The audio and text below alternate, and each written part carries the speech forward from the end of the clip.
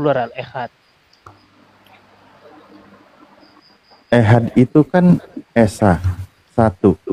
Ya kan sama seperti gini loh Pak Ustadz.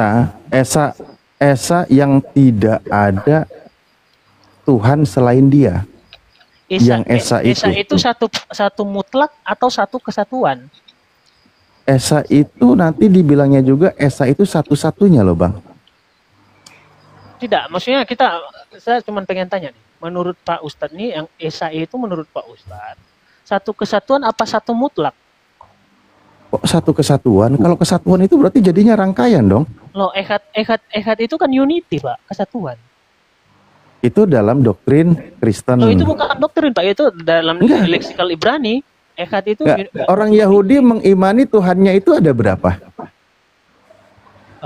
Kalau kita ke orang Yahudi, mereka kan kalau pandangan Kristen mereka belum mengenal. Loh, enggak. Memang Anda kan tapi gini, dalam leksikal Ibrani, ehad itu diterjemahkan sebagai unity atau kesatuan. Bukan satu wahid yahid atau apa gitu, bukan satu yang kayak apa? Satu batu tidak punya tubuh jiwa roh, bukan seperti itu. Tapi ya itu kan ketika contoh merujuk ayat keduanya menjadi satu kan gitu kan ya. Iya kan, orang yang menikah laki-laki dan perempuan agar keduanya menjadi satu kan gitu. Mereka menjadi ehad kan gitu ya, menjadi satu. Itu dalam konteks bagaimana tentang makhluk. Sekarang gini loh Bang, ketika membahas tentang sang pencipta nih, yang ketika istilah tadi bahasa Ibrani yang sudah tuntas pembahasannya oleh orang Yahudi, apakah dalam orang Yahudi keimanannya mereka mengimani Tuhan itu lebih dari satu? Gimana?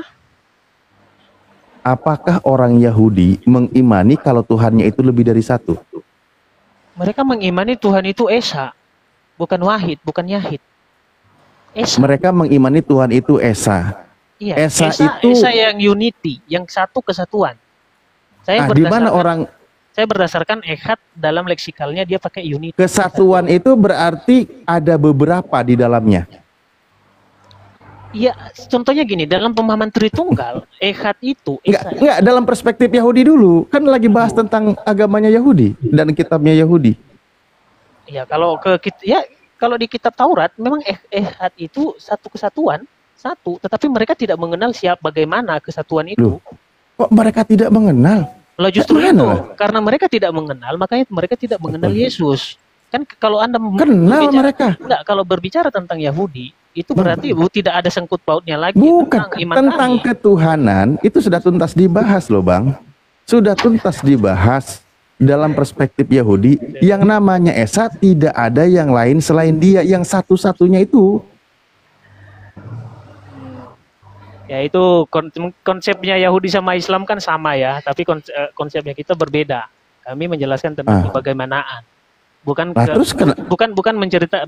menjelaskan tentang keberapaan, tapi kebagaimanaan. Oke.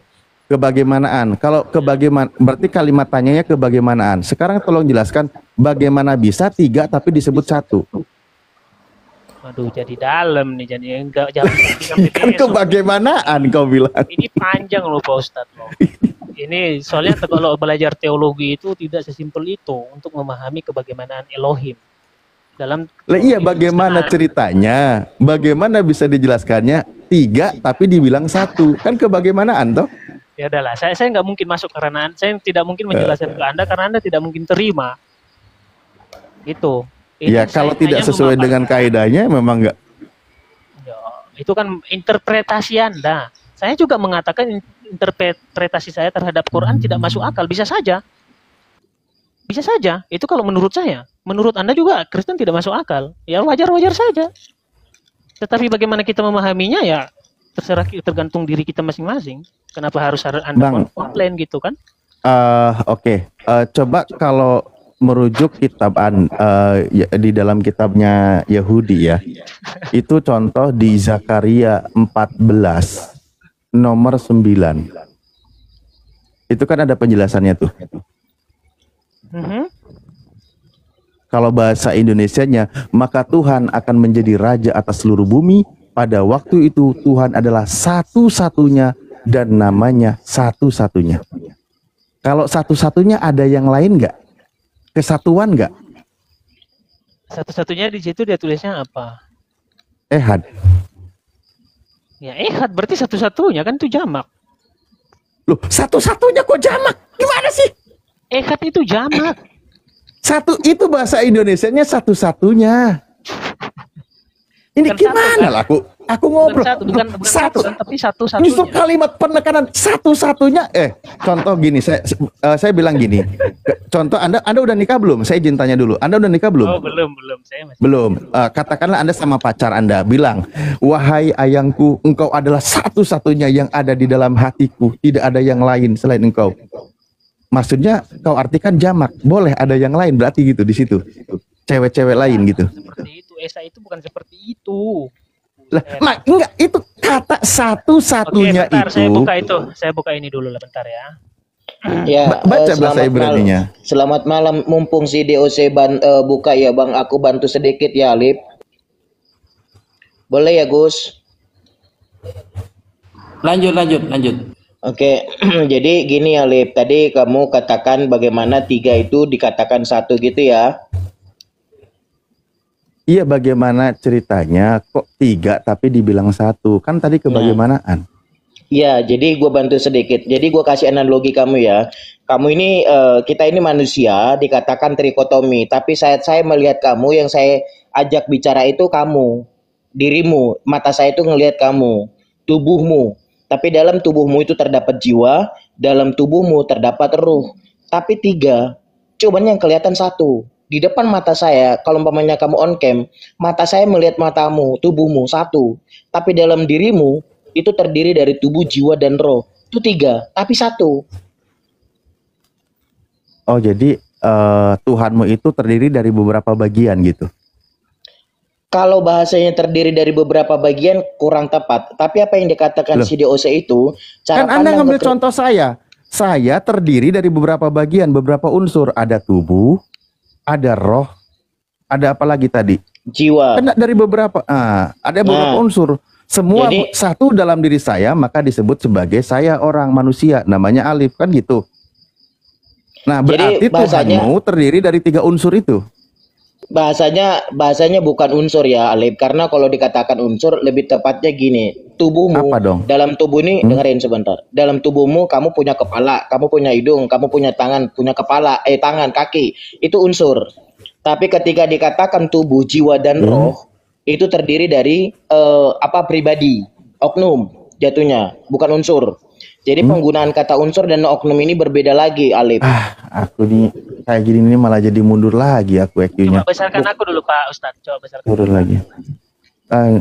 Ini ulangan 6 ya. Ini ulangan 6 ayat 4. Shema Yisrael Adonai Elohim. Ulangan 6. Nggak apa-apa, Gus, dibesarin di si DOC-nya, dia menunjukin Iya, data DOC. tuh. Aduh, kok Burma. Di sini kecil banget ya. Di sini kan dia ada di atasnya lagi Pak Ustadz, artinya. Kecil dia. Kok jadi maksudnya dibesarkan layarnya gitu loh. Nah, ini kan transliterationnya kan ehad atau echad ya. Origin numeral from ehad properly united, kesatuan. Jadi bukan satu putung mutlak langsung satu biji, bukan, tapi satu kesatuan yang esa. Contohnya seperti tadi yang dipaparkan oleh manusia itu adalah hakikatnya manusia. Kita ini hakikatnya manusia. Saya DOC. Saya mempunyai tubuh, jiwa, dan roh saya. Apakah jiwa saya adalah jiwa manusia? Tentu jiwa manusia. Apakah roh saya roh manusia? Tentu roh manusia. Apakah tubuh saya manusia? Ya tentu manusia. Ada berapa manusia di situ? Enggak, iya dong, ada berapa manusia? Bang, kalau dipisah-pisah Bang, itu nggak bisa disebut langsung manusia. Anda sudah tidak ada nyawanya, disebutnya apa?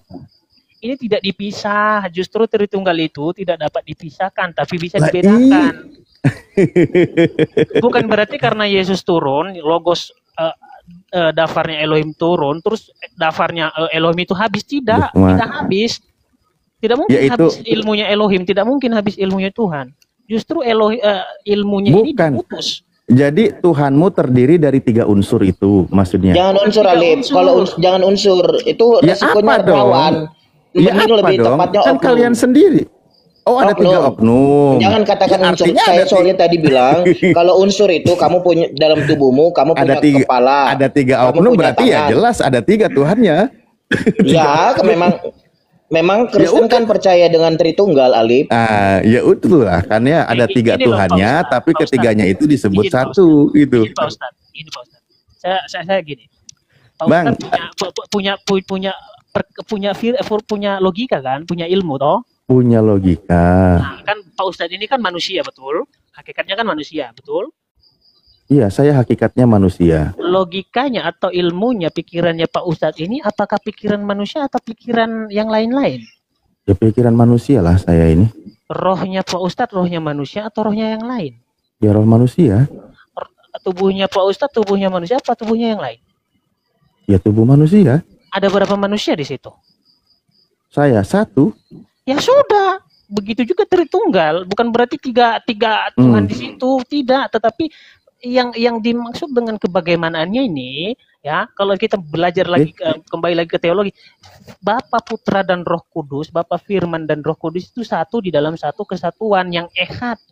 Tadi Bang, Cuma bedanya Bapa mengutus firman-Nya, Bapa mengutus ilmunya menjadi manusia. Terus Bapa juga bisa mengutus rohnya. Bang, izin tanya Bang. Tadi ketika Anda tanya ke saya, contoh pikiran saya dengan pikiran saya itu pribadi yang satu atau pribadi yang berbeda? Loh, kalau terpisah dari diri Anda tentu pribadi berapa? Oh, berarti pikiran saya itu pribadi juga? Oke, kalau Bang Alif, kalau Pak Alif Gimana mati, sih? kalau Pak Alif mati, roh Pak Alif keangkat kan? Bukan Bang. Bentar, saya tanya dulu. Enggak, jangan saya ditanya terus, justru saya sedang menguji pernyataan Anda. Sementara di dalam Tritunggal itu ada 3 pribadi. Oke. Sementara saya manusia 1 pribadi. Enggak nyambung, Bang. Iya, 3 pribadi. Kenapa dia 3 pribadi? 3 pribadi dengan 1 pribadi itu sama atau beda? Iya, Pak. Bentar, Pak. Dulu di sebelum eksistensinya, ya, dia memang dalam satu kejamakan yang satu yang seperti Bang, kita. Enggak gini loh, Bang. Gini. Kenapa?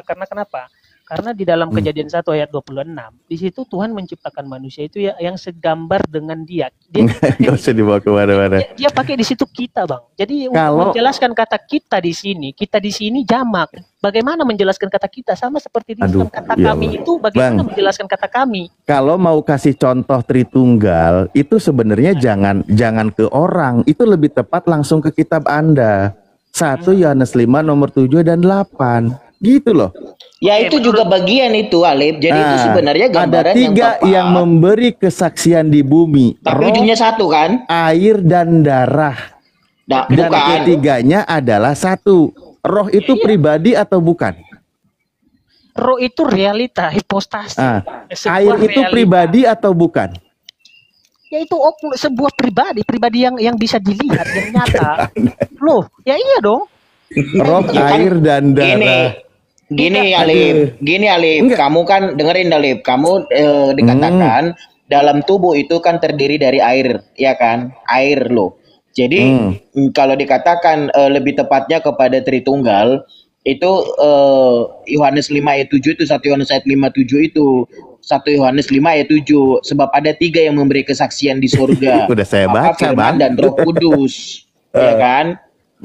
Jadi ketiganya 1. Nah, berarti kan 1. Nah, kayak gue bilang tadi, kalau kamu bilang bagaimana 3 dikatakan 1, kamu kan bilang tadi begitu. Kemudian ini saya kan bikin kesatuan. Konsep Kristen kan kesatuan. Makanya ada 3, tapi dibikin 1 grup kah? 1 kelompok kah? Kan gitu. Karena ada 3, tapi dibilang 1. Contoh saya juga di rumah. Ada. Loh, kan 3 pribadi. Ya makanya kalau Pak Ustadz pakai kacamata imannya Pak Ustadz ya beda. Tentu jauh beda kita Pak Ustadz. Karena Anda tidak kan Anda sendiri tadi ada yang mengatakan ada 3 oknum. Kenapa jadi aku yang disalahin, ya, Bang? Memang 3 realita. Iya, ada 3 pribadi. Ada 3 pribadi. contoh begini Bang, contoh dalam konteks pernikahan itu menggunakan kata ehad. Dua menikah itu di ayat berapa ya, di Kejadian berapa? Supaya mereka menjadi satu, itu menggunakan kata ehad juga kan? Nah, di situ laki-laki dan perempuan agar mereka menjadi satu. Ada berapa pribadi di situ? Dua kan? Laki-laki dan perempuan. Oke, tapi sekarang mereka Hawa, dibuat jadi satu. Oke. Hawa diambil dari mana? Loh, kok jadi ke situ? Oh Bukan. iya dong, kalau Anda membahas tentang pernikahan. Ayatnya tentang pernikahan supaya mereka menjadi itu satu. Itu di Lah kejadian. iya. Di kejadian Ada dua, yang satu laki-laki. Bang. Di Kejadian 21, 22, 23 sampai 25, di situ juga dikatakan Hawa dan Adam itu dijadikan satu. Sebab Hawa berasal dari tulang rusuknya Adam. Jadi Adam ini hanya satu-satunya manusia waktu itu. Tetapi karena Tuhan mengambil tulang rusuknya Adam menjadikan Hawa seorang perempuan, itulah kenapa Tuhan mengatakan dia satu. Karena wanita itu berasal dari laki-laki. Ah iya, itu dari berasalnya. diri laki-laki. Saya tanya. Pak Ustadz jelaskan ke saya tentang penciptaan manusia yang jamak itu yang dimaksud jadi dalam ke situ? kitab Taurat. Coba jelaskan ke saya. Kok jadi ke situ? Ya Iya. itu dong, untuk Di mengetahui situ kan itu di situ kan ada laki-laki dan perempuan. Nah, makanya Bang, Oke. Bang, ada laki-laki dan perempuan dan keduanya agar menjadi satu kan gitu. Bener nggak? nggak ngerti ini pasti susah Loh, kalau kok jadi nggak ngerti sih? kalau udah Kenapa jadi aku dibilang nggak ngerti? masalahnya Bapak nggak punya Taurat. Loh, saya Kenapa berdasarkan jadi dituduh Taurat, saya? Saya berdasarkan Taurat. Tadi Oke, Anda menyinggungnya coba berdasarkan Taurat. Coba berdasarkan Taurat, Zakaria 14 nomor 9, tolong dibuka dan dibacain. Oke, mana Taurat Bapak? Loh, saya bilang, kan Anda yang punya. Kan saya dibilang nggak punya, Ya udah, gimana kalau sih? saya yang punya Bapak dengerin. Ya buka, ya saya Kenapa dengerin jadi Anda polemik buka. gitu? Dari tadi Loh, saya kok jadi polemik? Anda buka, bacain, saya dengerin. Ya Bapak bawa data ya bacain lah. Sebetulnya saya bawa data, saya bawain. Kan saya nggak punya Tauratnya, Bang. Ya udah, kalau nggak punya ngapain komplain? Kan lucu Anda ini. Anda udah nggak punya kitabnya, Anda komplain. Anda nuduh, Anda nuduh saya nggak punya. Oke, saya terima dibilang nggak punya. Kan Anda mengaku yang punya. Di dalam kitab Anda, Zakaria itu tolong dibacakan. Karena saya pernah baca, yang saya nggak punya itu, di situ ada kata ehad, di situ menggunakan kata satu-satunya. Ya udah, ehad itu menurut Anda apa? Ya ketika konteks kepada Tuhan, di situ kan dikatakan satu-satunya. Anda jadi nggak berani baca, dan Anda nggak berani buka. Masalahnya saya bawa data, saya buka. Bapak bawa data, buka. Sebentar Bang DOC. Justru saya sedang menyebutkan data. Dengerin, pada waktu Yesus mengatakan dalam Yohanes 10 ayat 30, aku dan Bapa satu. Itu udah dua pribadi loh. Iya, setuju, itu dua pribadi. Jadi pengertian satu-satunya, jangan kamu berpikir satu itu mutlak tunggal, apa satu biji. Karena nyatanya dengerin dulu. Orang Islam itu nggak paham, Bang. Kami juga paham. Saya dengan istri saya jadi satu. Karena saya membina rumah tangga. Sekarang gini aja lah, Satu Bang tujuan, Alif. satu keluarga, Bang satu Alif. kakak. Nggak ada yang salah. Aku dan Bapak adalah satu. Itu ada dua oknum. Gini Aku aja deh, dan biar cepat, Bapak. Bang Alif. Biar cepat, Dan gini itu aja. pemisah antara yang satu dengan yang lainnya. Enggak, saya nggak bodoh memahami kayak gitu. Oke, gini aja Bang Alif, gini biar cepat ya. Tuhan Anda Zakaria, kamu jangan bicara kalau nggak buka Zakaria. Tidak. Tuhan Anda punya roh gak? Itu aja. Enggak, Tuhan saya ya itu bukan sudah, kalau roh. nggak punya roh ya udah, berarti komitmen kita beda. Ya, yang bilang sama siapa? Ya, justru Sebentar, aku tanya Alif, menurut kamu Tuhanmu itu satu? Ya satu-satunya, tidak ada Tuhan selain Satu-satunya Dia. itu seperti apa? Coba kamu jelaskan. Satu-satunya itu seperti apa? Ya kalau dijelaskan jadinya makhluk, Bang. Jadi lalu kalau kamu nggak bisa jelaskan, apa yang dibicarakan kalau nggak bisa dijelaskan? Iya, jadi lucu. Komplain ke iman orang, tapi imannya sendiri nggak bisa dijelaskan. Kan Tuhan sendiri yang mengatakan. Nabi kami juga menjelaskan. Tuhan itu mengatakan Tuhan itu esa. Esanya Tuhan seperti kami juga apa? menjelaskan itu. Nih dengerin ya Alip, Kalian dengerin sendiri yang sedikit. mengatakan ada 3 Tritunggal. Nih Gimana dengerin sih? Alip. Nah, saya kasih tahu kamu Alip bahwa kalau kamu mengaku bahwa Tuhanmu itu satu, sebenarnya kamu juga gabrul. Kenapa? Karena kalau kamu bicara Tuhanmu itu satu, itu tidak itu sangat mudah untuk dibantah. Kenapa? Pertama, Tuhanmu tadi- itu Ini tadi yang Dengerin nuduh saya nggak punya Torah, nggak mau buka, berarti dia sudah mulai nyerang-nyerang nggak jelas diskusinya.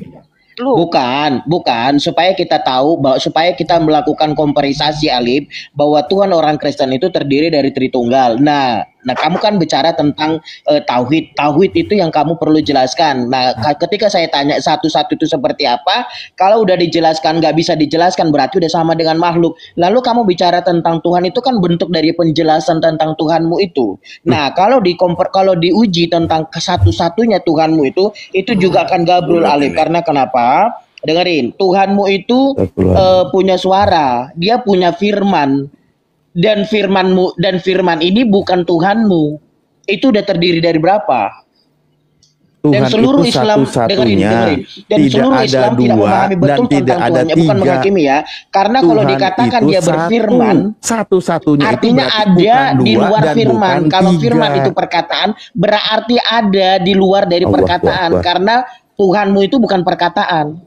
Saya juga bisa bilang ke batu, Bang, bahwa Paham batu tidak? itu satu-satunya batu. Bisa juga saya bilang ke batu itu satu-satunya batu. Bisa. Ya terserah kau lah. Ya Iya iya. makanya gue bilang Alif. Ngapain di Jadi situ? sebenarnya Islam nggak mengetahui betul tentang keberadaan Tuhannya karena kenapa? Perkataannya bukan Tuhanmu, tapi firmannya. Perkataan Tuhan itu ya bukan Tuhan, perkataan Tuhan namanya juga. Nah makanya gue bilang kalau dikatakan satu-satunya berarti dia nggak berfirman. Kalau dia berfirman itu udah Astagfirullahaladzim. terdiri dari satu. Ya Allah, kok kayak gini amat ya? Diskusi. Contoh gini kamu ya, contoh gini Alif. Kamu dikatakan trikotomi karena kamu punya tubuh, tapi suaramu itu dengerin. Tapi suaramu itu termasuk jiwa. Nah, kamu udah dua. Nggak usah lah, kamu tiga. nggak usah lah. Kayaknya aku males kalau udah mulai ini. Kalau orang bisu gimana? Kalau orang bisu nggak punya jiwa? Dia tetap punya suara. Itu suara. Nah, mana ada? Ada yang nggak bisa ngomong sama sekali. Oh, berarti orang bisu nggak punya pikiran gitu. Berarti Bukan batu soal dong. pikiran. Ini bukan ngomong pikiran, ngomongnya jiwa tadi bilang. Jiwa, pikiran Bunda Mila, dengerin Ah. Bunda Mila, dalam jiwa itu terdapat perasaan. Ya. Dalam jiwa terdapat perasaan. Dalam jiwa terdapat pikiran. Nggak usah Dalam kemana-mana. jiwa- Saya cuma menjawab si dok ini. Dia bilang itu bahwa firman itu adalah jiwa. Nah, sekarang kalau orang bisu itu bagaimana jiwanya? Makanya gue bilang dalam jiwa kan dengerin perkataannya? Bila. Nggak ada firmannya dong berarti kalau bisu. Dengerin Bunda Bila, dengerin ya. Enggak berlaku. Pikiran Dengerin Anda dulu. tuh terlalu cetek. Dengerin dulu Bunda, Manusia dengerin. ini Jelas banyak Tuhannya kata-kata Islam lain itu kalau mau buat tunggal, tidak ada Nah, dengerin dulu, Bunda. embel-embel-nya. Iya, Tidak dengerin ada dulu Bunda. embel-embel-nya, tunggal. Dengerin Tuhan dulu Islam sedikit itu ya. tunggal. Jadi tidak ada dikata embel-embel-nya ya, tidak ada. dengerin dulu. Jadi dikatakan Iya, iya. manusia itu trikotomi. Trikotomi terdiri dari tubuh, jiwa, dan roh. Dalam jiwa ini Ya. ada perasaan. Dalam jiwa ini ada Itu pikiran. manusia. Dalam Kalau jiwa Allah tuh nggak ini bisa, ada kalau suara. Ada organ Itu lagi. Jadi kalau ada orang gaguk dia punya pikiran dan dia punya Ada Nggak organ, bisa, ada nggak begitu bisa. jadi ada sentil. jantung. Ini analoginya gimana ini? Kok analogi manusia Iya, ini? itu dia. Allah dicontohkan jadi manusia. Itu dia. Kacau deh. Kalau ada Karena kecerdasan gini, berarti karena Ustaz gini. Wafi aja deh. otak. Karena Punya gini, otak. Arif. Nggak ada urusan. Dengerin dulu, dengerin dulu, Nggak begitu, dengerin. nggak begitu. Itu udah Punya salah. hati, Iya, Konsep jantung, iya, gantian gitu dulu. ya, Tuhanmu. Izin Dengerin izin dulu ya. Izin, Dengerin satu dulu. aja, Ini. satu aja bentar. Dengerin dulu. Jadi Bentar ya, saudaraku, bentar ya. Hmm. Kenapa? Karena Tuhan kami menciptakan kami itu serupa dengan Dia di Kejadian 1 ayat 26. Bagaimana bisa manusia serupa Kenapa dengan masalahnya Anda tidak Tuhan? mempunyai Taurat? Anda punya Taurat? nggak? Waduh, kacau Punya nih. nggak Udah deh. Oke, sekarang. Ustaz Jelaskan ke saya. Wafi, aku standby aja deh. Jelaskan ke Ini saya nggak penciptaan nggak manusia. masuk di akal. Nggak, Manusia serupa. diciptakan serupa dengan Tuhan. Ya Nggak. Allah. Baca dong Kejadian 1 ayat 26. Ampun. Coba jelaskan. Yang serupanya itu Baca nih, saya jadi yang serupa Ini, laki-laki Dok, atau Dok, perempuan? Dok, dengar. Saya jadi kayak ini juga, kayak Oten juga. Kalau baca jangan sepenggal-sepenggal, baca satu perikop. Ya udah, Tuh, jelaskan begitu. ke saya bagaimana Adam diciptaan Adam dan Hawa. Coba Enggak, jelaskan menurut Al-Qur'an. enggak. Nggak ada di Katanya Al-Quran, lu baca sempurna. aja. Yang Katanya ahlinya Ustaz sempurna. Wafi, jangan nanya sama saya. Loh, Kita kan tuh Anda yang Islam tuh berpolemik. jelas, clear. Anda yang berpolemik. Anda berpolemik. Gini, Dok. Jangan debat kusir, nggak penting. Jangan debat kusir. Anda disuruh Islam itu jelasin Anda gitu nanya, penciptaan dengar manusia. saya. Nah, saya cuma mau jelasin gini aja. Islam tuh Anda nanya apa aja, ada jawabannya, nggak perlu muter-muter, contohkan ke manusia, nggak usah, ada semua, ada Kejadian jawabannya. 126, Tuhan kami menciptakan serupa itu dengan dia. dia, serupa dan segambar dengan dia sekarang. Iya, karena kau bacanya cuma segitu aja. Kalau kau bacanya banyak, lain lagi ceritanya, karena kontradiksi itu Alkitab. Bible mau kontradiksi. Coba saya masuk, Kontradiksi Bun. lah isinya. Tuh, Dan Ustaz Rafi ternyata masuk nih, Ustaz Rafi. Pusing kepala. silakan Ustaz Rafi. Coba saya masuk sebentar ya. Kata ehad ya, kata ehad kan diterjemah esa tuh. Esa itu diambil dari kata apa, Mas Deosi? Di serapan bahasa apa itu? Isa itu kan dari bahasa Ibrani kan, ehad. Enggak, esa. Esa itu di serapan dari bahasa apa? Kata esa. Ahad kali ya, ahad ya. Waduh. Ini saya jelaskan sedikit ya. Esa itu kan diambil dari kata Sangsekerta kan, yang artinya. Jadi gini, kata ehad untuk diterjemahkan menjadi bahasa Indonesia, maka hanya menimbulkan satu terjemahan. Itu sepakat, para ahli bahasa sepakat. Dan ini tidak menuai kontroversi ataupun polemik.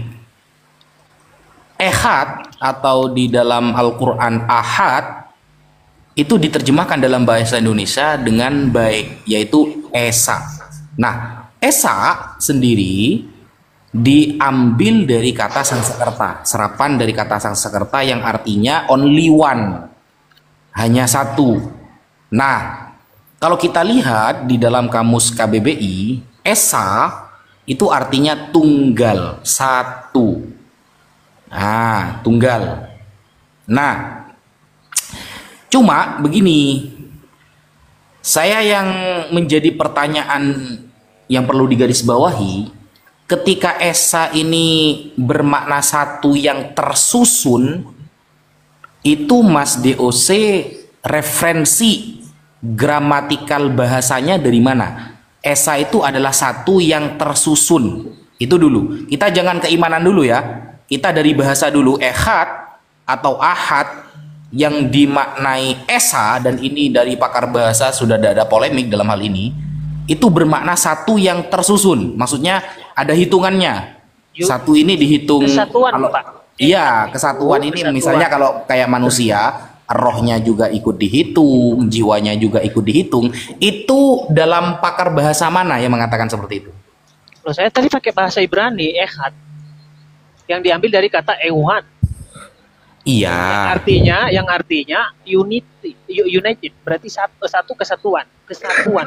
Yang Kalau dimana ada itu bukan esa. yang dimana ada ruah, hakodes, dan juga ada dafar. Coba diperhatikan pertanyaan saya, Mas DOC. Ketika ehad dimaknai satu kesatuan, bukan tunggal, bukan satu ya, atau only one, itu pakar bahasa mana yang mengatakan seperti itu? Maksudnya pakai bahasa Indonesianya gitu. Enggak. Pakar bahasa Ibrani lah misalnya. Atau bahasa Arab lah. Ahad atau ehad itu kan sama tuh. Satu rumpun kan antara Ibrani dan bahasa Arab kan. Ada pakar bahasa Semitik mengatakan bahwa ehad atau ahad ini satu kesatuan maknanya. Itu ada nggak rujukannya? Loh, ini kan saya udah nampilin data, coba besarin dulu. Nggak ada. Siapa pakar bahasanya yang mengatakan seperti itu? Siapa? Bapak Maksudnya gereja. harus gitu. Tapi ini kan dalam bahasa Ibrani, ehad itu memang united. Kan saya bawa bahasa Ibrani. Bukan, itu nantinya katanya ke keimanan, Mas. Saya bacanya Keimanan. leksikal. Orang Ibrani juga meyakini itu, ehad itu ya satu kesatuan. Siapa pakar Ibrani yang mengatakan satu kesatuan arti ehad? Siapa pakar Ibrani? Namanya siapa? Arif diam dulu dong Arif. Ini bukan bercanda. Kita kan bagus nih sambil saling belajar kan ya, tukar pikiran lah ya. Pakar bahasa Ibrani siapa yang mengatakan ehad itu bermakna satu kesatuan? Oke, coba bentar ya, saya ngopi dulu bentar ya. Coba.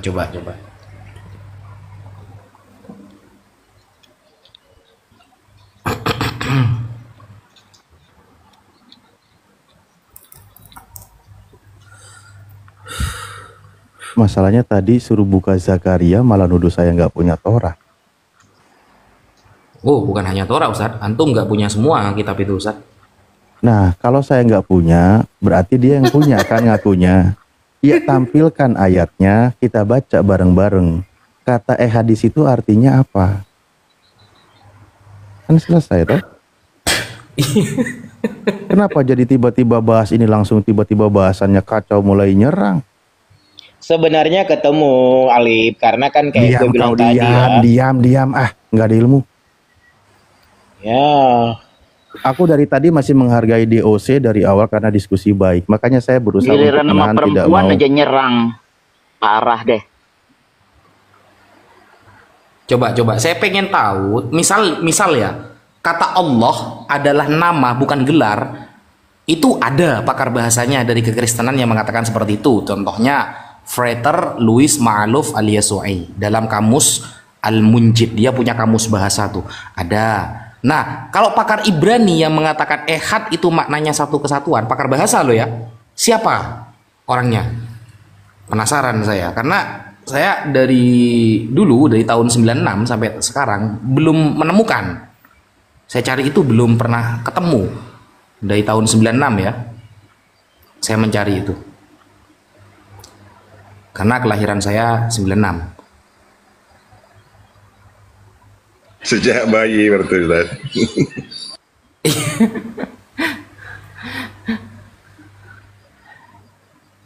Mungkin ada.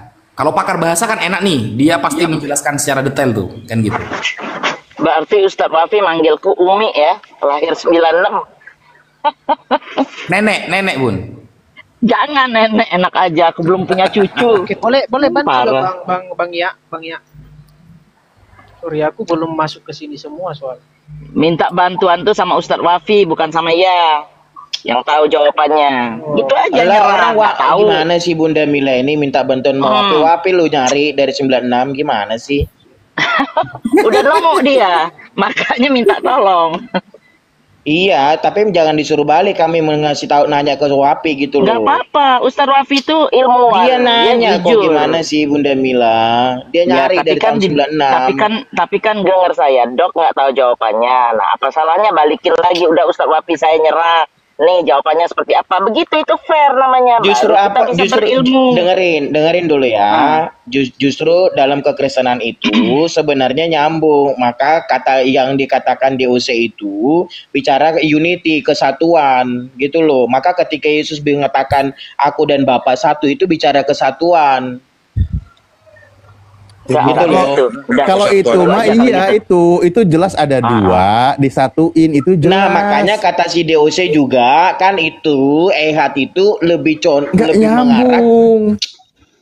bicara dia tadi katakan itu bicara tentang unity loh, kesatuan. Jadi ehad itu mengarah kepada kesatuan. Jadi kalau dikatakan satu-satunya satu, kalau bicara kepada Tuhan satu-satunya itu kita nggak nyambung. Kenapa? Nah. Karena Tuhan itu, dengerin dulu Alif. Karena Tuhan itu dia punya Setuju, firman. Karena kalau dia punya firman, itu bukan firman itu yang Tuhannya.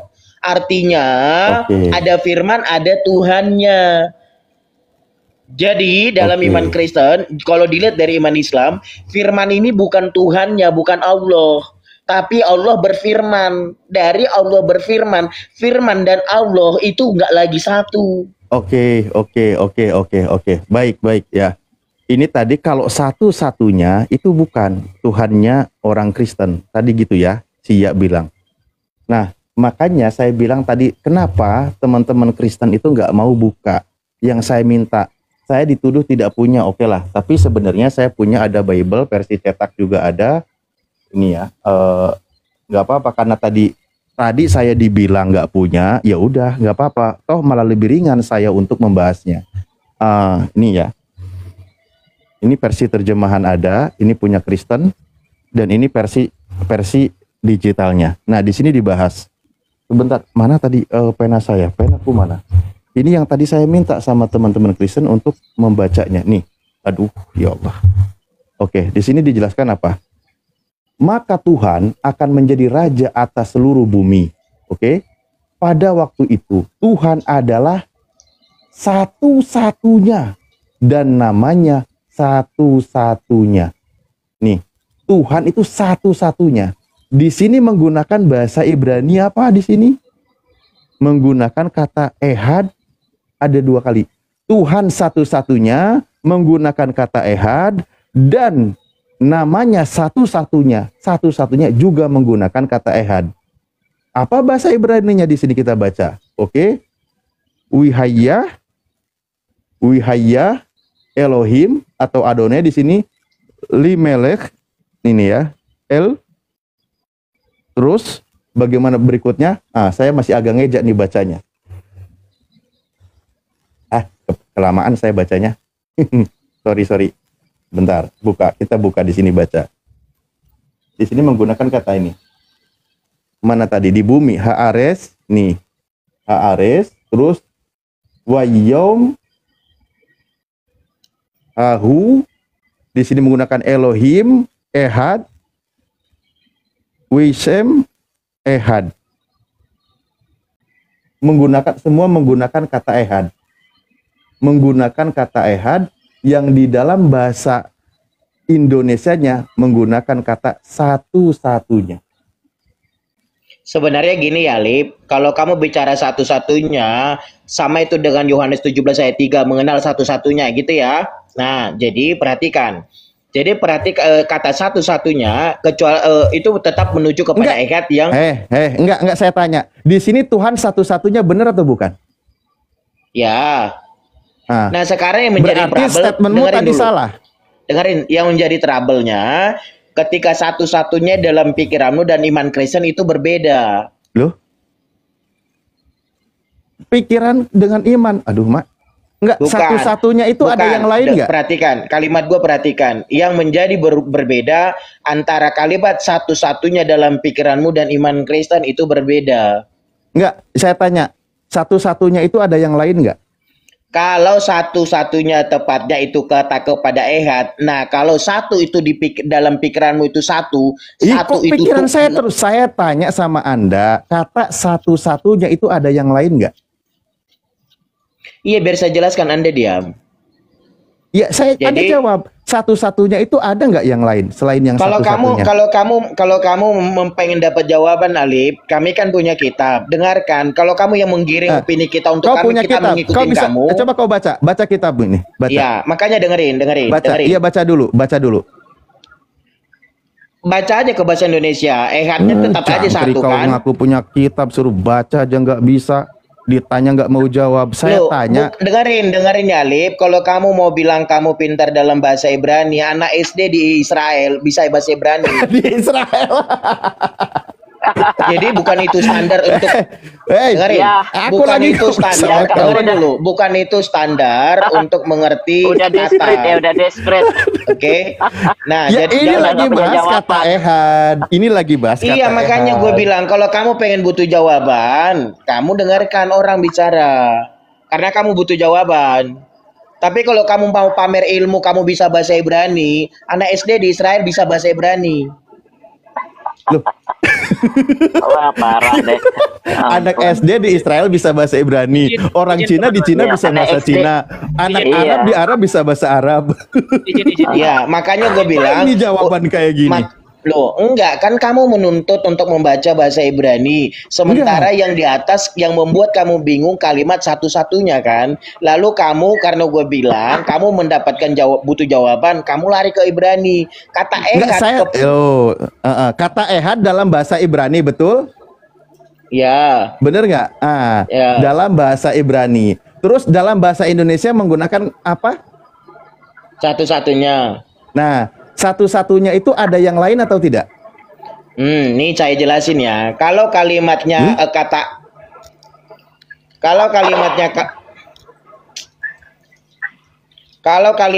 kata ehad menuju satu-satunya di situ, menuju dalam pikiranmu saehad itu satu, mutlak satu, itu kalimatnya satu, bukan satu-satunya. Paham tidak? Iya toh ini. Makanya perhatikan, ehad di situ merujuk kepada satu-satunya. Kata satu itu 2 kali. Kalau ehad Bukan dalam berarti artinya dua. Ampun deh. Ya Allah. Jadi ada Mila kata adalah satu dua satu-satunya orang. kali. Nih, contoh. Astagfirullahaladzim. Bunda Mila Amerika satu-satunya apologet Islam. Apa Mila dua? Ya kan kalimat satunya diulangi 2 kali, Bun. Boleh Satu-satunya. aku Iya. boleh aku masuk. Boleh. Aduh. Saya Udah, Ustaz Rafi masuk deh. aku masuk ya Pak Ustadz. Coba besarkan aku. Ampun. Oh gitu ya. Jadi satunya 2 kali berarti satu jadi 2 Makanya gitu itu ya. bicara unity. Oh, Itu bicara unity. gitu. Ehad di situ bicara unity. Oh, satunya berarti jadinya ada 2 karena bukan mutlak 1. Ya. Jadi Bunda Mila Mari kita- Amerika ada 2 ya, Ustaz Alif. Lalu dengerin. Dua natal. Makanya gue Mari bilang kita Alif, belajar bodoh makanya bersama. gue bilang Alif, ketika Yesus mengatakan aku dan Bapa satu, itu 2 loh. 1 tetap. Nah, giliran begitu dia omongin 1. Giliran satu-satunya dia omongin 2. Wah, Jadi kacau. Udah, nah, mendingan gua cari duit Mila sekarang. dengerin. Kalau kamu melihat perkataan Yesus aku dan Bapa adalah 1, kamu akan bingung di situ. 2 berarti 1 berarti 2. Kamu akan ketawa di kalimat itu. Enggak bingung, saya bisa menjelaskan clear di situ. Aku dan Bapak 1. Kita pertanyain di situ, satunya apa? 1 jalan. Saya dan suami saya 1 jalan. Walaupun itu 2 oknum, tapi 1 jalan. Nah, karena apa? 1 rumah, bisa dibilang 1. Tapi nggak bisa kalian bilang itu saya dan Bapak adalah 1 berarti dia itu cuma 1 oknum. 2 oknum itu. Nah, makanya betul. Makanya 2 oknum bicara Jalannya unity, bicara kesatuan. Ehad yang dibicarakan DOC itu bicara ke unity, kesatuan, bicara Jadi kalau gua udah pusing unity. nih. Ntar daripada Gimana gua sih baru dari nambah. ujung-ujungnya ke situ juga, tapi Oh, kenapa enggak. muter? Enggak, ya bentar, kamu Bang, tuh bentar, harus bentar, buka dulu doktrin, buka. Bentar ya. Lanjut. Iya. Bentar ya. Ya, tadi Pak Ustadz ya minta itu ya dari Kristen ya. Di sini saya ambilnya dari Bukan dari Kristen, Mas Jose, dari pakar bahasa. Ini pakar bahasa dari apa? Dari Kristen, pakar bahasa Ibrani. Kenapa Siapa? tadi mengatakan dari Kristen nggak ada? Ini kurang Siapa? gede masalahnya. Ini kurang gede. Ini saya ambil gitu. dari Katolik ya. Ntar. Ini salah satunya aja dulu. Ntar. Itu tertutup itu Pak. Lihat. Ini dari situs Katolik. Ini ditulis oleh Yolanda Kalalau Lauton.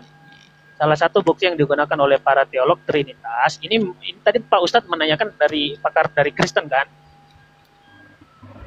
Nah, salah satu bukti yang digunakan oleh para teolog Trinitas untuk mempromosikan ajaran mereka adalah kata beribrani ehad yang terdapat dalam ulangan. Coba Dan saya doktrin tadi bawa Trinitas. ulangan. Gus, saya izin turun, Bang Dok, saya izin mohon maaf ya, ada perlu sebentar. Mohon maaf, saya izin motong. Oke. Oke. Semoga nanti kembali. Itu mah doktrin Trinitas dibahas. Oke, lanjut, saya turun. Iya masa doktrin kamu Alif, tapi kan Assalamualaikum Kristen, masa warahmatullahi. ngikutin pikiranmu? Aneh, kamu turun aja lu. Kan tadi ditanya dari Kristen. Iya, lagian masa kita harus ngikutin Siap, doktrin siap, siap. kamu? Gimana sih Tunggu Alif? dulu. Yolanda Kalalo Lauton ini saya cari mana ada dia itu sebagai pakar bahasa di sini. Ini situs Katolik. Ya enggak, Agape maksudnya yang situsnya Agape Kasih. iya paham, nggak apa-apa. Cuma Yolanda ini saya cari ini ya status sebagai pakar bahasanya nggak ada loh. Iya. Tapi terlepas dia pakar bahasa, tapi karena itu dari situs Katolik, bolehlah diterima Wapi. Iya lanjut Mas Deo, saya lanjut. Kan, Lanjut dulu, jelaskan dulu, monggo. kan menurut dari Kristen kan tadi Pak Abdul bilang kan. Enggak, saya nyarinya yang pakar bahasa. Jadi kayak Louis Ma'aluf Aliasung itu punya kitab kamus bahasa namanya Al-Munjid. Nah, itu keren. Itu saya belum dapat itu. Itu dari Saya mau Katolik. jelaskan ini dulu dari Katolik ya. Lanjut gimana? Jadi di dalam pengertian dalam Trinitas khususnya Katolik ya, saya Katolik soalnya. Salah satu bukti yang digunakan. Jadi ini, dengarkan ini tadi saya ngutipnya di ulangan 6 ayat 4. Kata Esa diterjemahkan dari bahasa Ibrani ehad yang menurut para teolog Trinitas harus diartikan sebagai berikut. Dengarkanlah hai orang Israel, Tuhan itu Allah, Allah kita, Tuhan itu adalah kesatuan. Ini gabungan kesatuan. Karena di dalam kata itu unity.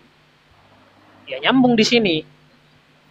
Kan saya ngambilnya berdasarkan penjelasan bahasa dia Ibrani. penjelasan dia mengenai ehad bermakna apa ya, satu kesatuan itu mana? Apa alasannya dia gitu loh? Waduh, saya satu device Pak Ustadz. Banyak loh ini dari bawah ke bawah lagi nih. Saya cuma satu nih, gimana? Oh ya sudahlah kalau begitu. Soalnya Cuma satu device saya tulis. gini, saya pun sedikit-sedikit belajar bahasa Ibrani Yunani. Kalau bahasa Arab insya Allah mampulah. Tapi kalau Ibrani Yunani saya memang belajar karena Ibrani kan satu rumpun kan dengan bahasa Arab. Sehingga saya belum menemukan ada pakar bahasa memaknai ehad ini satu kesatuan gitu loh. Murni ilmu bahasa ya kita bahas ya, bukan keimanan loh. Nggak ada masih. Saya cari itu belum ada. Gitu loh. Sehingga saya juga tanya ke sebagian pendeta, memang belum ditemukan. Itu jadi begini intinya. Ehad bermakna satu kesatuan itu adalah makna versi keimanan Kristen gitu loh. Bukan makna bahasa ya. Makna versi keimanan Kristen. Tapi secara teori gramatikal bahasanya nggak ada memang. Gitu. Kalau secara keimanan Kristen oke lah, nggak apa-apa, terserah. Cuma dalam kaidah bahasanya nggak ada yang bermakna satu kesatuan esa itu, karena esa itu diambil dari Sangsekerta yang artinya memang only one. Jadi esa sama tunggal itu beda sebenarnya.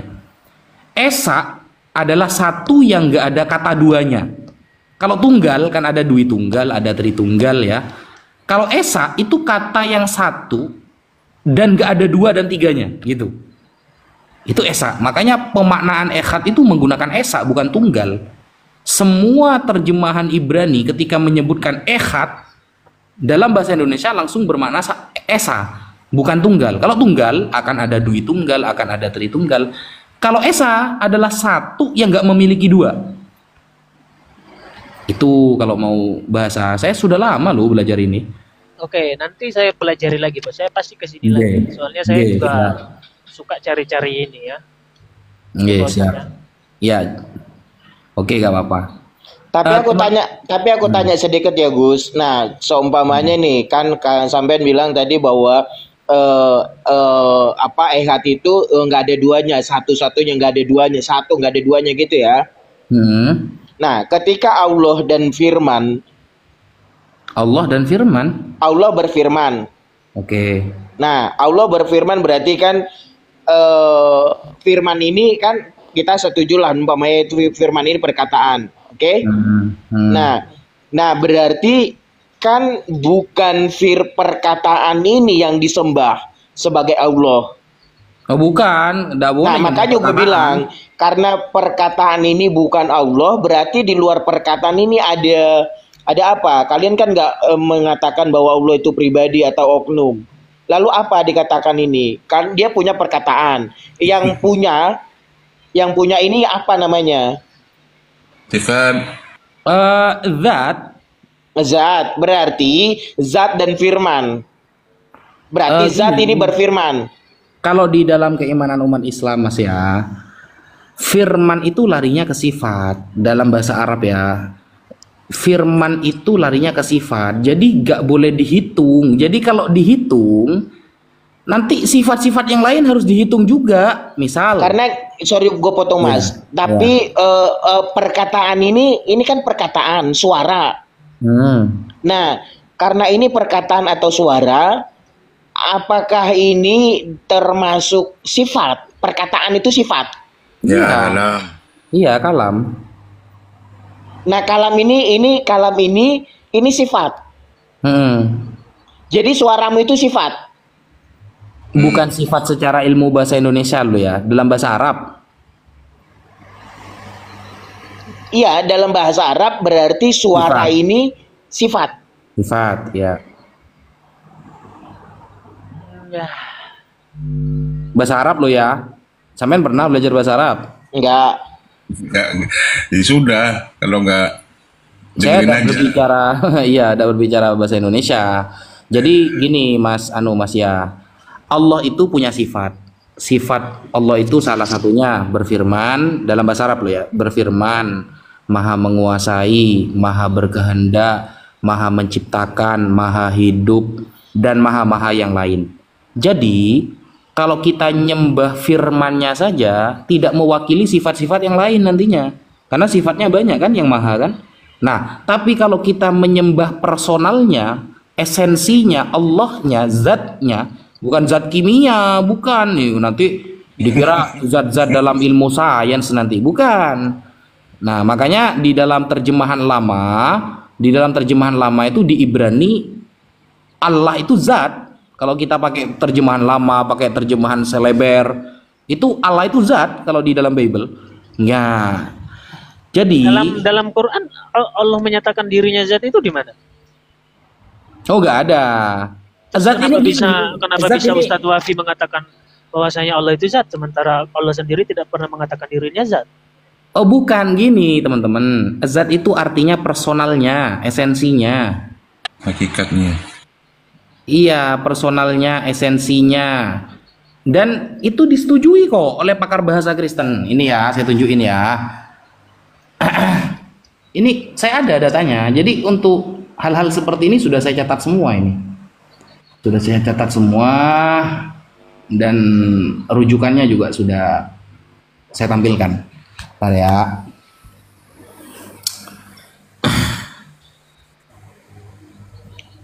Ini saya juga nyari dukungan dari para pakar bahasa dalam kekristenan bahwa zat itu bukan zat kimia itu. Bukan, itu sains itu nantinya. Personalnya gitu loh. Ya Allah ini, jadi gak perlu nyebutin Al-Quran itu. Ya Allah ini sudah yang harus disembah. Personalnya Allah ini. Bukan Allah itu zat berarti Allah itu adalah sesuatu yang disebut dengan itu. Bukan. Personalnya Allah, saya. Nama saya kan Wafi. Maka dari ujung rambut sampai ujung kaki, inilah zat saya gitu loh. Tapi coba deh ya Mas, coba kalau sampean bisa menjelaskan lebih terang, lebih jelas zat ini loh, maksudnya zat dasarnya apa bahwa Allah ini bisa menyandang disematkan kata zat kepada dirinya. Ya, ini bentar, ini ya.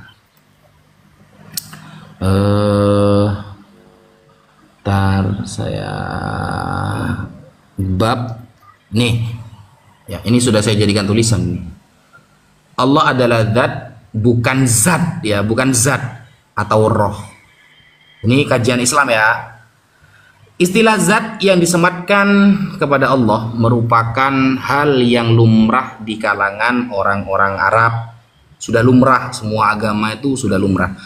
Dalam sains kata zat tanpa menggunakan awalan huruf D, maka jelas berbeda antara pemahaman zat dan zat. Memang tidak kita temukan dalam Al-Quran istilah zat Allah, namun akan dapat kita temui dalam hadis, kitab-kitab para ulama dan lain-lain. Apakah ini murni penjelasan Islam? Enggak. Frater Louis Ma'luf Al-Yasu'i, seorang pakar bahasa beragama Katolik, ya dari kalangan Katolik dari Lebanon, beliau dari Lebanon. Dalam karyanya yang bernama Kamus Al-Munjid juga membenarkan bahwa Allah adalah nama ini ya bagi Tuhan Sang Maha Pencipta dan merupakan zat. Beliau berkata, apa perkataan beliau ini? Allah ismu zat al-wajibul wujud.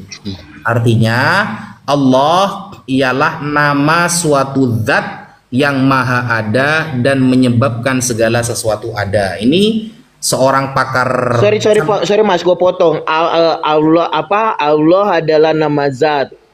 Nama suatu zat. Allahu ismun.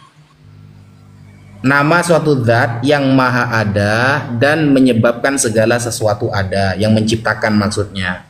Nah, ini bukan kata saya ya. Jadi narasi Islam ternyata diposisikan secara profesional oleh seorang frater, seorang pakar bahasa dari Katolik, namanya Frater Louis Ma'luf Al-Yasu'i. Kamusnya tebel banget ini, kamus bahasa. Beliau dari Lebanon.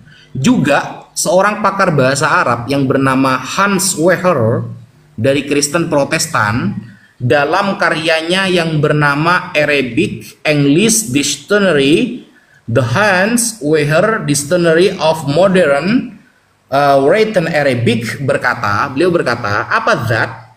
Zat jamak dari zawat. Beliau mengatakan apa? Essences, nature, self, person, personality.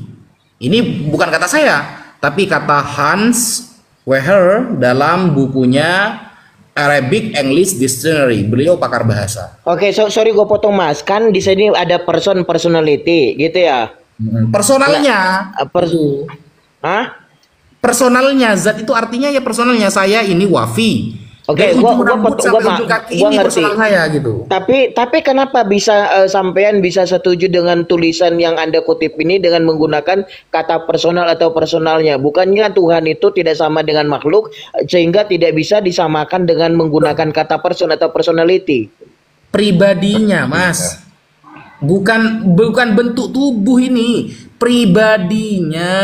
Iya, justru pribadinya Mas, kan person itu kan pribadi, personality itu kepribadian, person itu personality, itulah kepribadian dan pribadi. Nah kan kalau kita lari kepada tidak sama dengan makhluk ini person itu kan makhluk Mas.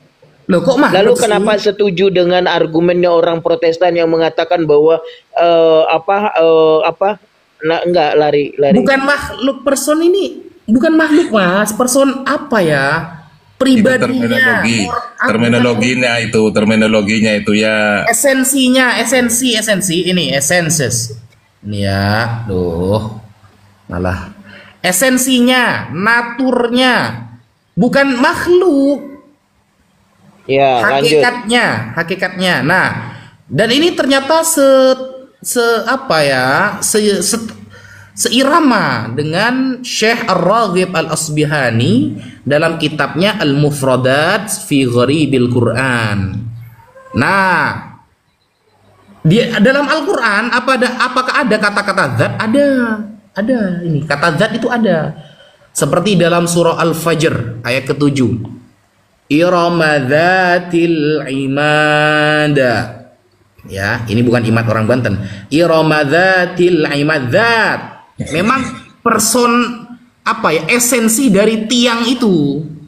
Atau dijelaskan dalam Al-Quran surah Al-Anfal ayat 43, innahu alimum bidzatis sudur, esensi dari hati manusia itu, esensinya gitu loh maknanya. Atau dalam surah Al-Kahfi ayat 18, wa taqallubuhum dzatal yamini wa dzatas shimal. Dzatal yamin, esensi dari arah kanan itu. Oke Mas, esensinya. Jadi tapi yang menjadi trouble Allah ini esensinya zat. Ya. Bukan esensinya zat. Zat itu esensi gitu loh. Iya, zat itu esensi dan esensi dan zat ini namanya Allah, ya kan? Betul. Nah, penggunaan kata zat ini disematkan kepada Allah dasarnya apa gitu? Loh. Sehingga zat ini yang harus dipakai kepada Allah. Gimana sih? Kalau seperti itu pertanyaannya gimana dengan ini misalnya nih? Ini ya, coba sampean buka Ibrani 1 nomor 3 terjemahan lama. Maka ialah menjadi cahaya kemuliaan Allah dan zat Allah yang kelihatan. Ibrani 1 nomor 3 terjemahan lama atau terjemahan Seleber ya. Dialah cahaya kemuliaan Allah, perwujudan yang sempurna dari zat Allah. Ayo. Iya, makanya gue bilang Mas jangan dulu compare ke Alkitab, ke Bible.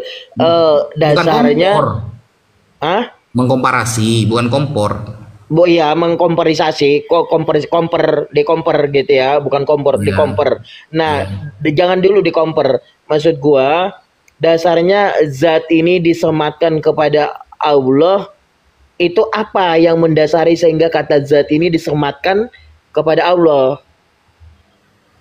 Gini, karena banyak orang salah persepsi dikira Allah ini adalah sesuatu yang sama atau mirip seperti makhluk, sehingga dalam hadis, dalam Al-Quran diterangkan zat ini bukan makhluk, zat ini esensi.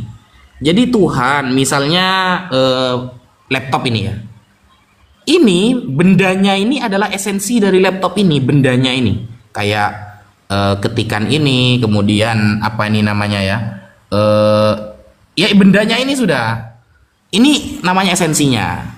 Nah, pribadinya dari laptop ini gitu loh, sehingga bukan makhluk tapi pribadinya, hakikatnya gitu Mas ya.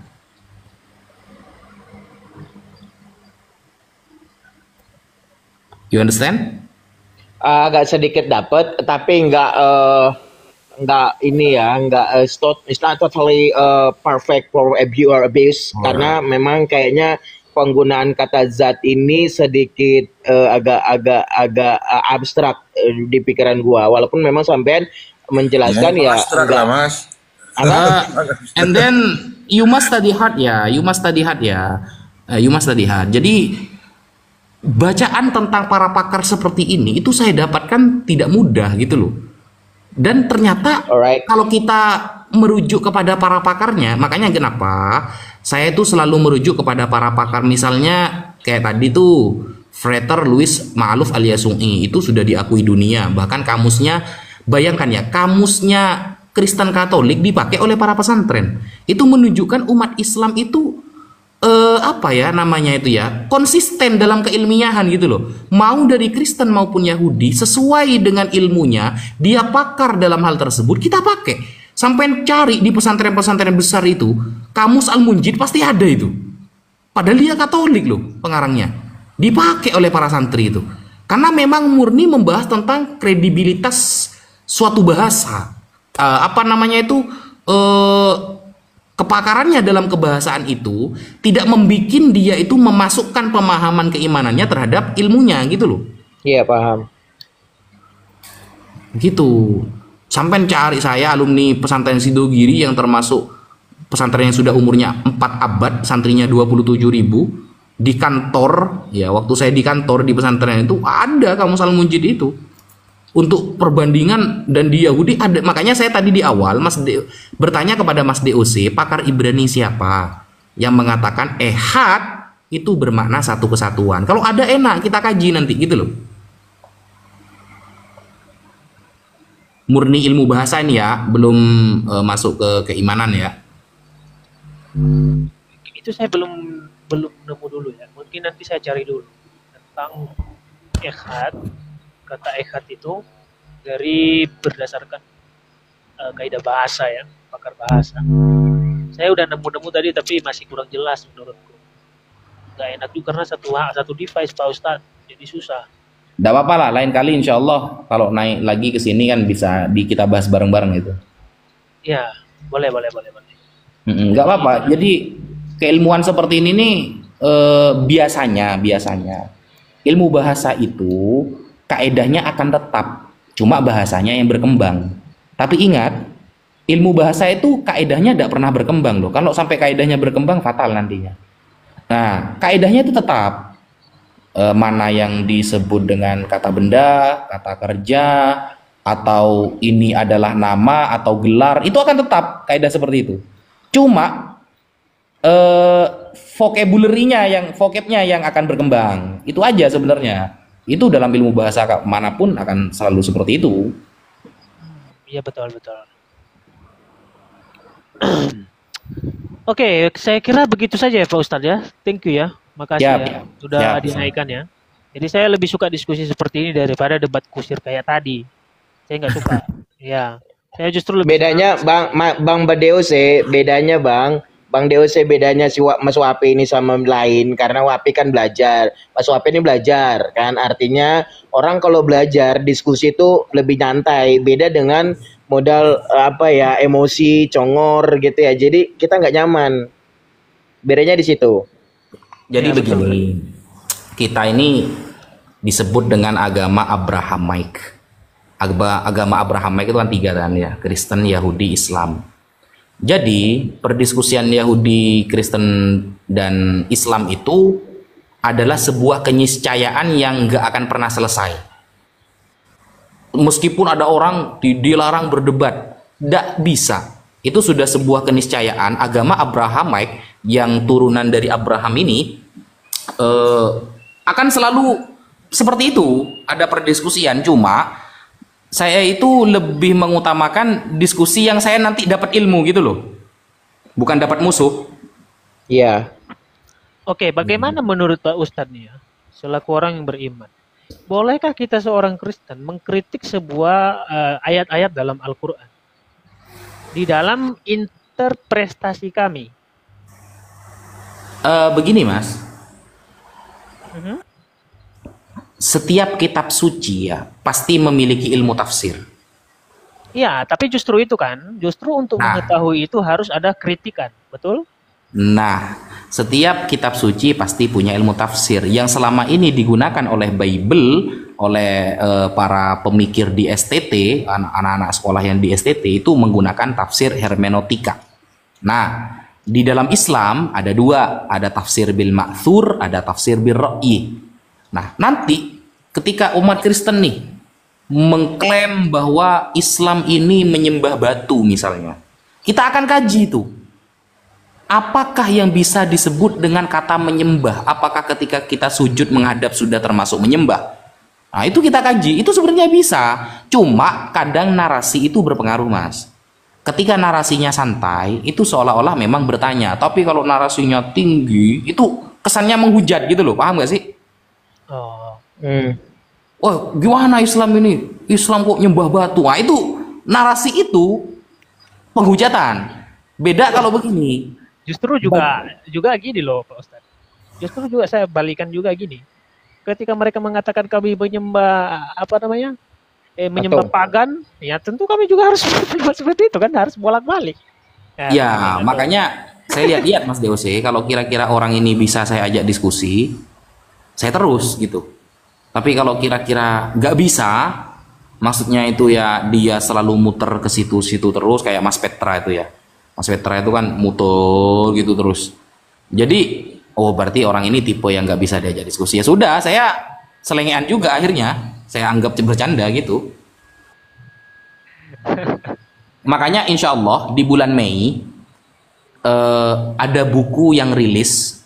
Ya, jadi ini buku yang ke-6. Buku saya yang ke-6 ini rilis di bulan Mei, yang temanya itu khusus saya arahkan kepada teman-teman Kristen yang menghujat, bukan yang nggak menghujat ya, yang menghujat. Judul bukunya itu Jawaban Tuntas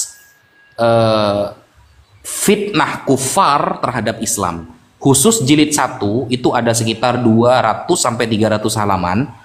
Itu khusus tema ketuhanan, dari tauhid, Tritunggal, dari berbagai perspektif. Jadi saya itu benar-benar mengkaji di tulisan itu, ada sekitar 200 sampai 300 halaman. Bulan Mei ini rilis pendapat Islam yang didukung oleh para pakar kekristenan. Itu saya tampilkan. Apakah Yesus dan Isa ini sama misalnya? Apakah ada yang mengatakan sama di kalangan bapak-bapak gereja? Oh, ada. Berarti Ustadz menulis sebuah buku yang kritikan khusus untuk orang yang menghujat gitu. Iya, jadi orang Lalu yang bagaimana kalau misalkan kami juga membuat buku yang merujuk kepada Islam yang menghujat? Nah, bagus itu. Oh, tapi nanti kami digeruduk lagi gimana?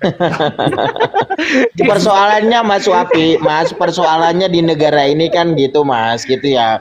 Contoh, ada beberapa hal yang kita akan fakta tentang Islam gitu ya. Tapi kan dari pihak teman Islam itu kan itu hujat. Tangkap, laporkan, gitu Mas. Jadi di sini kesimpang siuran, ketidakstabilan hukum terhadap perbedaan akidah ini. Sebenarnya kan kita sama-sama syiar ya. Tapi syiarnya ini malah berbeda ditanggapi, Mas. Nah, gini Mas ya. Kalau masalah melaporkan itu, sebenarnya kalau saya perhatikan, dan saya tidak menafikan Islam ya, tidak mentidakkan Islam. Di Islam ada, di Kristen juga ada. Yang suka-suka melaporkan itu, di Islam ada, di Kristen ada. Kalau saya pribadi, selama itu bisa dijawab dengan ilmiah dan dia mau diajak diskusi, selesai. Tapi ketika satu, orangnya sudah gak mau diajak diskusi, kerjaannya menghujat sampai Al-Quran diinjak, wah ini tarafnya sudah beda. Makanya kasus-kasus di Islam, kalau ada umat Islam misalnya sampai nginjek Bible, ingat beberapa bulan lalu atau tahun kemarin kalau nggak salah, ada umat Islam yang nginjek Bible. Itu orang pertama yang melaporkan ke polisi adalah Bang Zuma, saya, Ustadz Alif, itu kita laporkan. Malah dilindungi sama teman-teman Kristen dia. Karena sekarang mungkin kayak ada di pihak Kristen gitu loh. Sekarang kayaknya ada di pihak teman-teman Kristen loh. Padahal dia Islam, belum murtad dia. Ya itu mungkin jalannya masing-masing gitu Pak Ustaz. Kita tidak boleh seperti itu. Bayangkan, termaktub di dalam Al-Quran, menghujat Tuhan orang lain itu haram. Kenapa? Karena ketika kita menghujat Tuhan orang lain, efeknya dia akan menghujat Tuhan kita juga, gitu kan? Bahkan lebih hebat ya Mas. Nah, itu termaktub dalam Al-Quran. Itu langsung Al-Quran, bukan hadis ya, bukan hadis. Kalau hadis masih ada dhaif, masih ada sahih. Nah, harusnya juga Pak Ustadz juga menyampaikan kritik ini jangan kepada umat Kristen. Contohnya gini loh Pak Ustadz. Ketika Zakir Naik, nah ini sering dibahas oleh Edis nih ya. Zakir Naik diberikan kesempatan untuk diskusi membahas Bible di dalam stadion. Menurut Pak Ustadz itu gimana? Saya itu termasuk orang yang sama sekali tidak setuju dengan Zakir Naik itu. Bukan dalam, sorry gue potong ya Mas. Bukan dalam jadi Zakir Naik itu menyerang Kristen juga menyerang Islam loh. Jangan dikira ada menyerang Islam dia. Saya ya bertahun-tahun di pesantren melihat Zakir Naik ini sebenarnya keahliannya apa. Oh ternyata di dalam bidang lintas agama. Bahayanya pemahaman Zakir Naik ini, dia berani menafsirkan ayat dalam Bible, itu satu. Nah justru itu Pak Ustadz. Nah kalau saya Mas, kalau berdiskusi, selama tidak ada para pakar yang mendukung pemahaman saya tidak berani bilang. Karena kitab saya pun kalau ditafsiri oleh Kristen, saya tidak terima kan gitu kan. Betul. Nah, saya tidak terima ditafsiri serampangan sama Kristen, saya tidak terima gitu. Loh, kamu mengatakan seperti itu, imam siapa yang mendukung kamu? Gak ada. Oh, berarti tafsir pribadi, menghujat berarti. Nah, Zakir Naik itu satu, berani menafsiri kitab orang Kristen, ditafsiri sama dia. Nah, yang kedua, Islam pun diserang sama dia. Apa itu? Dia mengatakan orang Islam yang istighosah hukumnya kafir, bayangkan. Istighosah jelas lagi lah Mas.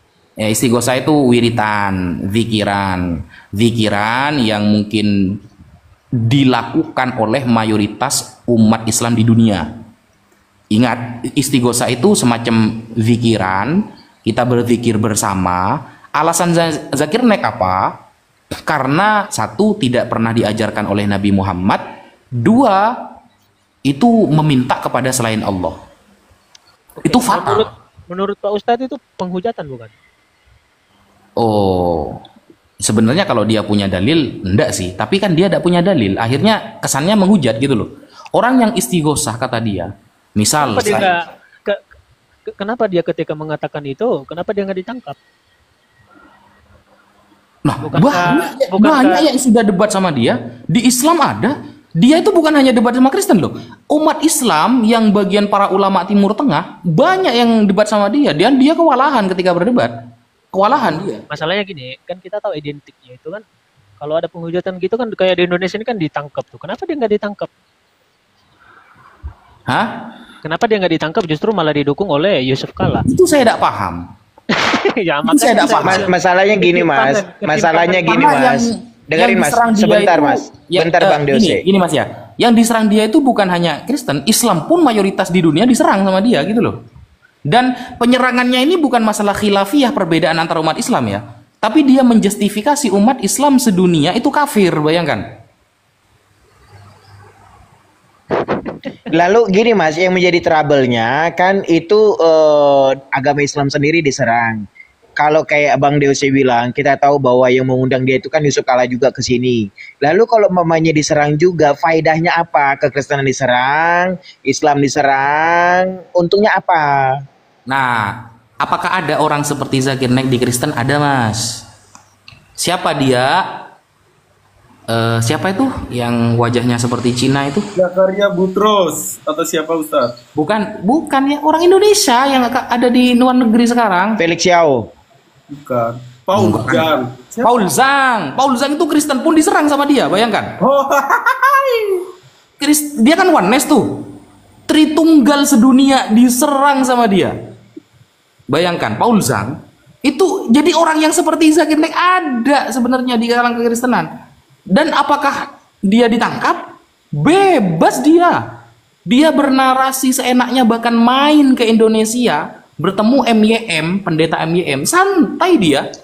Tapi masalahnya tidak ada dalil pendukung untuk menangkap orang atau membunuh orang, Pak Ustadz. Nah, sama kasusnya seperti Zakir Naik kalau begitu. Tapi kan dalam Al-Quran barang siapa yang menghujat kayak gitu kan ada tuh, akan disuruh penggal. Ada tak di dalam Al-Quran barang siapa yang menghujat langsung masuk penjara kan? mana dalilnya? Bukan. Maksudnya dipenggal gitu, dipenggal apa? Dipenggal. Perangi mungkin maksudnya, Mas. Ya, perangi. Gini, Dalam makna apa tuh? ayat-ayat perang ya di dalam agama Islam itu harus dipahami secara asbabun nuzul. Ayat ini berkaitan Ada asbabun nuzulnya. Iya, ayat perang yang di Islam itu semuanya ada asbabun nuzulnya. Jadi misal dari 20 lebih peperangan yang diikuti oleh Rasulullah, tidak ada satu pun perang, sampai baca sejarah Islam ya, tidak ada satu perang yang diawali dari umat Islam, tidak ada. Semuanya gara-gara Yahudi bersekongkol dengan musyrikin Arab saat itu. Hanya satu perang nih. Hanya ada satu perang, umat Islam mendahului. Namanya perang Khaybar. Kenapa umat Islam menyerang duluan? Karena pertahanan pinggiran mendengar informasi Yahudi bersekongkol dengan musyrikin dan orang munafik di Arab untuk menyerang Islam dari dalam. Nah, sehingga ketika ini terdengar, maka Rasulullah mengajak para sahabat untuk menyerang duluan. Itu tok. Khaybar tok. Yang lain selain Khaybar dari Badar, Uhud, Khandaq, lain sebagainya, semuanya didahului gara-garanya yang menyerang duluan dari pihak non-muslim. Gitu. Tapi kalau kita lihat dalam praktek hari-hari, Mas, gini ya. Jadi kadang-kadang akhirnya gini, Mas, halal darahmu. Coba kita lihat yang Islam yang apa ya, kurang, bisalah dibilang mungkin kurang pendidikan. Ketika dia emosi kan, ayat itu menjadi kayak substansial untuk menjadi alat halal darah lu gitu. Nah, jadi Ya, kalau contohnya kita bom bunuh diri gitu, datang ke gereja di bom bunuh diri dia. Itu gimana tuh orang-orang kayak gitu, Pak Ustaz? ada itu udah benar itu. Bayangkan ya, tidak ada agama yang saat di dalam peperangan itu masih ada aturan kecuali hanya Islam. Di dalam Islam, kalau berperang, satu, tidak boleh membunuh orang tua. Dua, tidak boleh membunuh. Saya pakai kata membunuh ya, biar gak rungkat. Tidak boleh membunuh wanita. Tiga, tidak boleh merusak ibadah agama lain. Itu aturan di dalam, itu langsung ada hadisnya, ada apa namanya, keterangannya di dalam kitab fikih ada. Tapi masalahnya mereka nggak jalankan, justru yang kayak di bom Bali gitu. Ah, iya, Mas.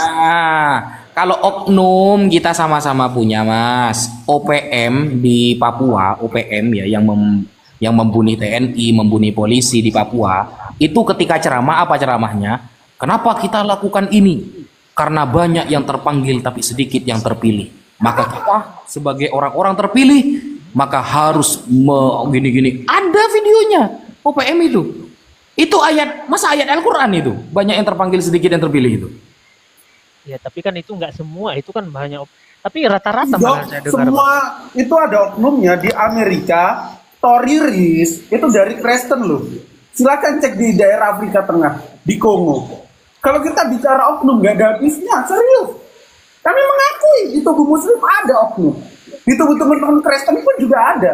Silakan buka Tory Rees dari Afrika Tengah, itu Kristen mayoritas. Apa Ya, mau tapi membenarkan kalau itu ajaran yang dia bawa? Kan enggak. Kita harus bisa memilah dan memilih kan iya, gitu. masalahnya gini loh Bang Goldian. Kan di dalam Alkitab kan nggak ada perintah seperti itu, perangi atau bun lah atau apalah, tidak. Tapi justru dalam Al-Quran kan banyak yang tidak tahu, yang tidak tahu, banyak. yang tidak tahu. Gini, Di bentar. Alkitab lebih banyak loh ayat-ayat kekerasan loh. Bentar, yang tidak tahu asbabun nuzulnya kan, contohnya orang-orang yang tidak tahu asbabun nuzulnya, mereka menggunakan ayat itu justru mendukung mereka. Gimana tuh? Lah, ya berarti kurang belajar gitu aja. Emangnya kita 3,5 abad itu dijajah orang Yaman. Ya Kristen lah. Masa kita mau mengatakan Kristen ajarannya seperti itu? Mau dikatakan seperti itu? Kristen menjajah di mana tuh? Lah, sejak SD kita diajari 3,5 abad itu yang menjajah siapa? Belanda Mas, tapi ateis. Belanda agamanya apa? Belanda Mas, tapi ateis. Perkembangan perkembangan. Papa Fransiskus. Dia mengemukakan dunia dibagi menjadi 2 bagian. Saat itu yang megang Portugis sama Spanyol, coba belajar sejarah. Tapi Dia justru Glory and VOC. Gospel. Gospel Tapi kitabnya siapa? Tapi Yang justru jujur deh. Masa VOC kita yang malah jajah gini. Imat? Masa kita yang jajah Yaman? Kan enggak. Tapi gini loh Bang Guldian.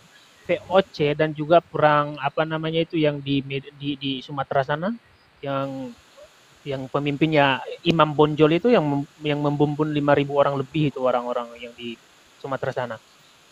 Sama yang VOC juga dikatakan dalam online bahwasanya VOC itu justru lebih berjasa untuk menyebarkan agama Islam malah. Mana tuh? Mana ada? Itu kan sejarah Coba juga. NU online mana? Menarik ini Ustaz. Iya, saya orang NU loh, petinggi di NU loh. Nih bentar ya, saya itu dulu ya bentar ya. Bahkan tanggal 12 Mei ini saya satu panggung sama Menteri Agama.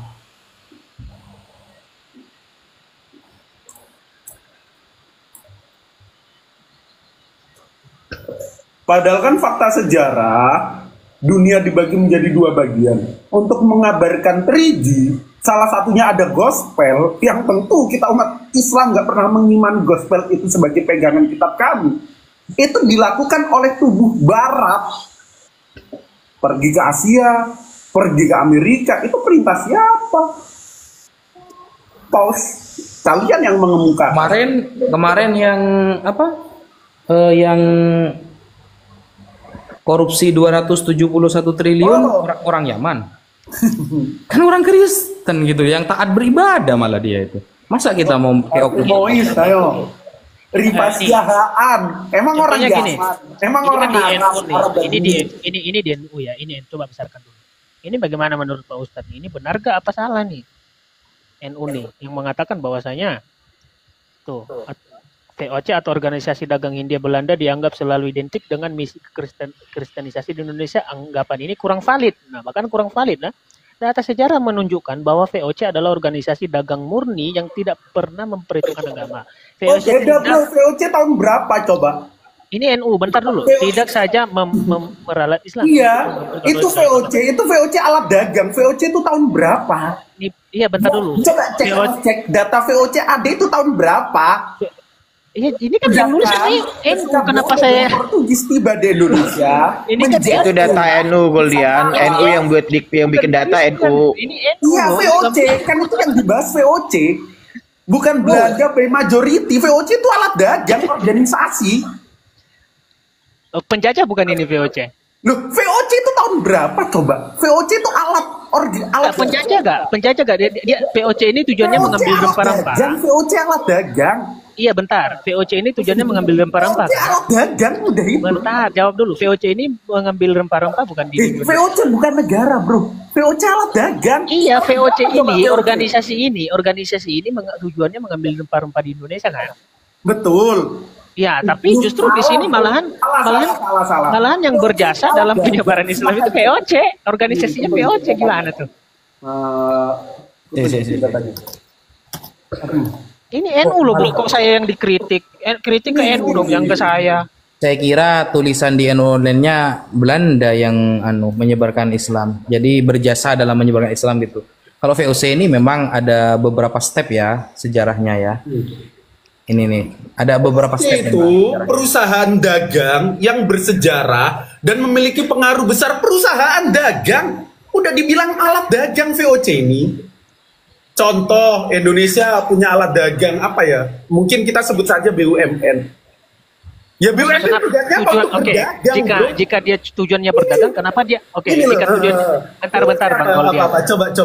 Iya, bentar dulu Bang. VOC, bentar dulu. Atau Ferenc, Dietz, OS, Indice, Company yang dalam bahasa Inggris dikenal sebagai Dutch East India Company adalah sebuah perusahaan dagang yang bersejarah dan memiliki pengaruh besar. Ini alat dagang. Kok disebut udah, kan datamu salah tadi menyebutkan Belanda yang ini NU bukan dari situs Kristen loh, ini NU situs Islam. Iya bang, saya tahu. Ya masalahnya gini loh, memang Tadi narasi Anda di awal soalnya Belanda yang ikut berjasa menyebarkan Islam, saya tidak percaya kan. Oke, menurut saya gini loh, kalau jika memang tujuan mereka hanya berdagang, lalu kenapa mereka berjasa menyebarkan Islam? Coba, sementara VOC itu adalah orang luar yang datang ke Indonesia. Nah, mana dikatakan di situ berjasa menyebarkan Islam? Coba. Ada tulisannya, ada tulisannya. Tapi kan apa namanya itu ya? Data-data seperti itu bisa kita kritik kapanpun. Ya makanya jangan kritik ke saya, harusnya kritiknya ke NU. Siapa penulisnya itu? Coba saya pengen tahu. NU kan ensiklopedia bebas. Ustadz Wafi jadi autor di NU tuh bisa. Coba siapa penulisnya itu, Mas?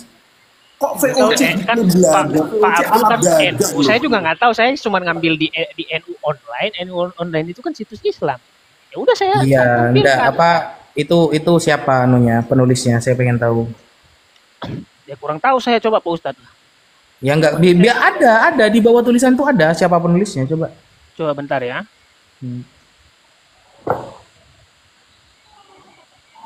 Ya misal zaman dulu Chinese dagangnya, zaman penjajahan dulu ya, pra Indonesia, dagangnya juga berdempetan dengan orang Islam. Apakah Chinese-nya yang juga berjasa mengkabarkan Islam? Harusnya logika seperti itu kan mudah dipahami.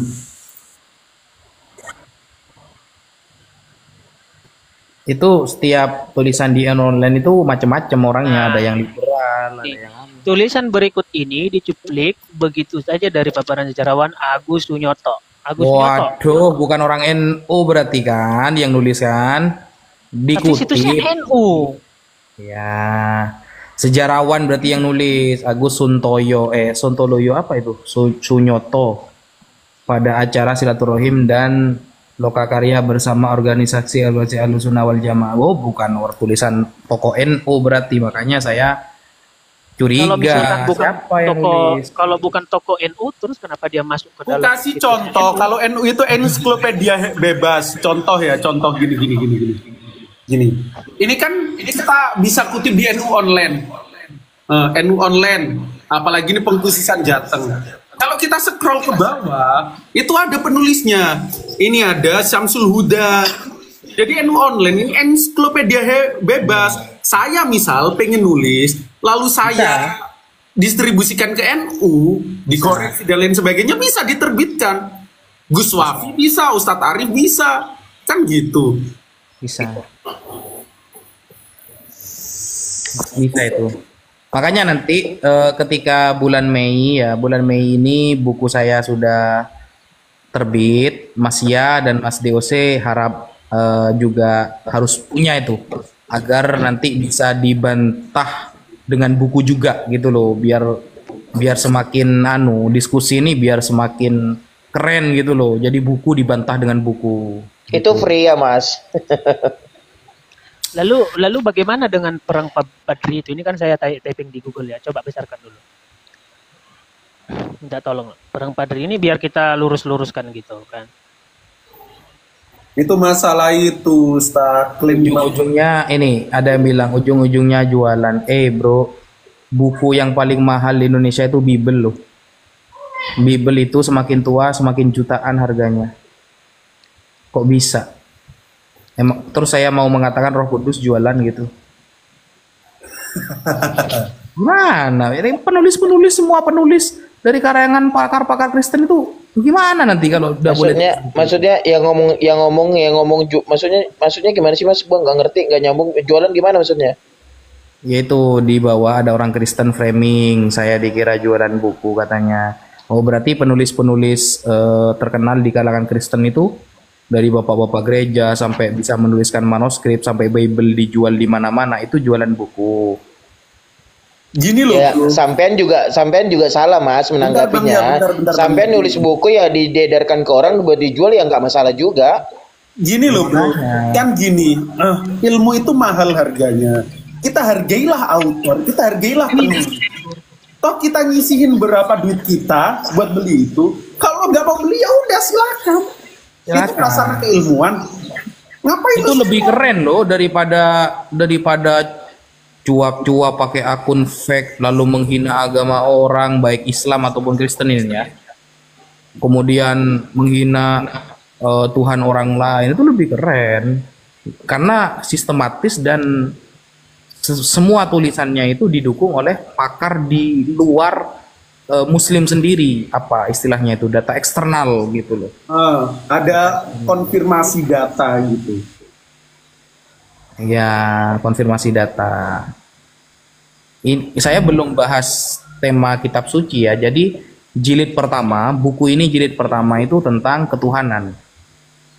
Jadi pertanyaan teman-teman Kristen tentang ketuhanan Muslim semuanya terjawab di sana. Nanti di jilid kedua baru saya bahas kenabian, fitnah-fitnah terhadap Nabi Muhammad, pedofil A sampai Z, itu saya jawab di jilid yang kedua nanti. Nah kalau sudah nyampe ke jilid ketiga dan keempat tentang validasi sebuah kitab suci, wah itu mulai panas itu temanya itu. Itu jadi mulai kapan kira-kira bedah bukunya, Tat? Ya nanti insya Allah kita bedah bukunya di Jakarta Mas Goldian dengan teman-teman. Mempelajari tema ketuhanan, cara menjawab kalau ditanyakan teman Kristen tentang Allah dan Tuhan yang ada di dalam Islam. Insya Allah kita adakan di Jakarta nanti. Insya Allah kita sebarkan ke masjid-masjid tempat kita. Pak Ustadz gini loh lucunya loh Pak Ustadz loh. Kita negara kita ini kan sibuk bahas-bahas Tuhan. Oh enggak bro, semua punya porsinya masing-masing. Tapi negara lain sudah sibuk buat nuklir. Nah, itu logical fallacy namanya Mas Dose. Itu logical fallacy. Sekarang kita, aduh, negara ini gimana ini? Gini Mas Dose ya. Salah satu logical fallacy orang-orang itu mengatakan begini.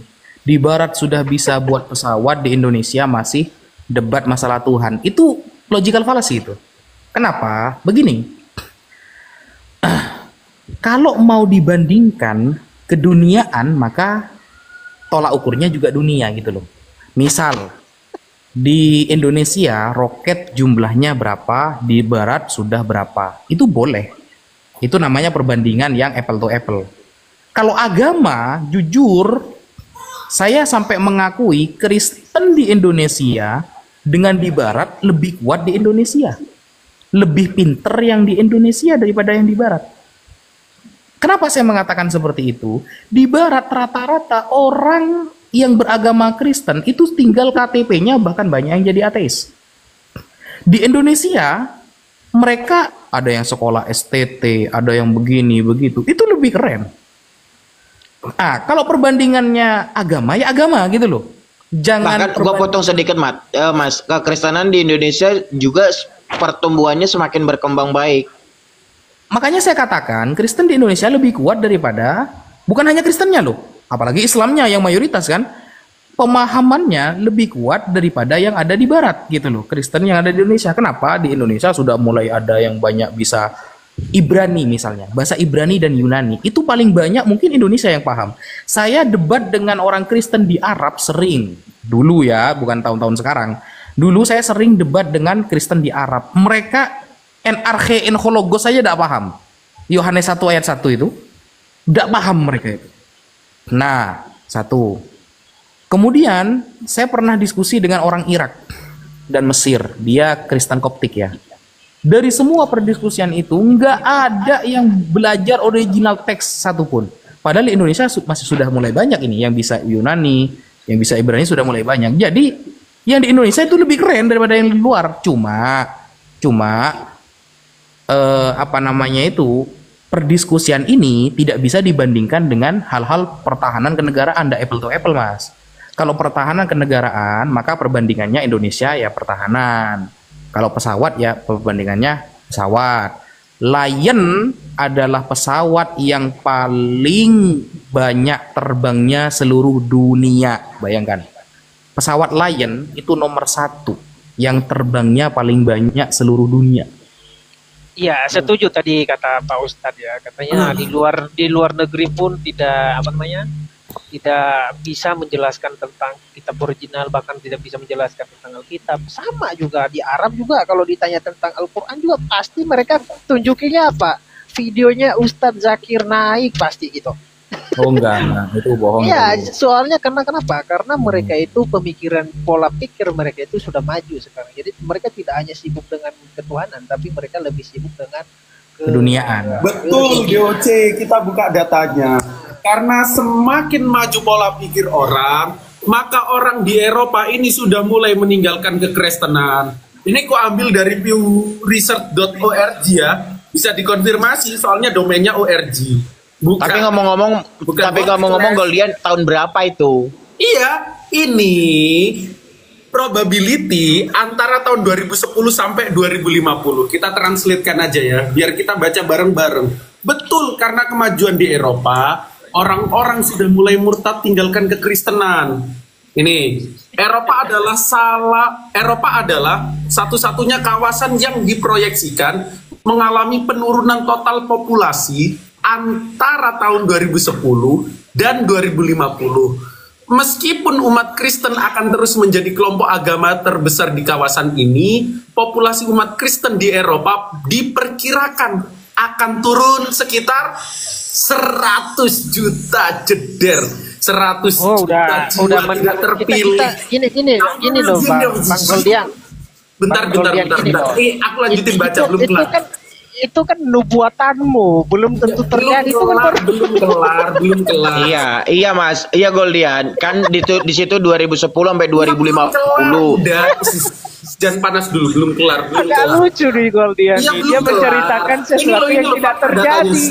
Cuk, belum kelar. Belum terjadi loh itu. Aku kan bawain data, belum kelar. Sabar dulu ya. Turun dari 553 juta pada tahun 2010 menjadi 454 juta, 100 juta turunnya. Coba kasih data pembanding, kalau Islam pun juga turun. Malah di sini disebutkan, ini bukan webnya orang Muslim, tetapi bebas, ORG. Ini.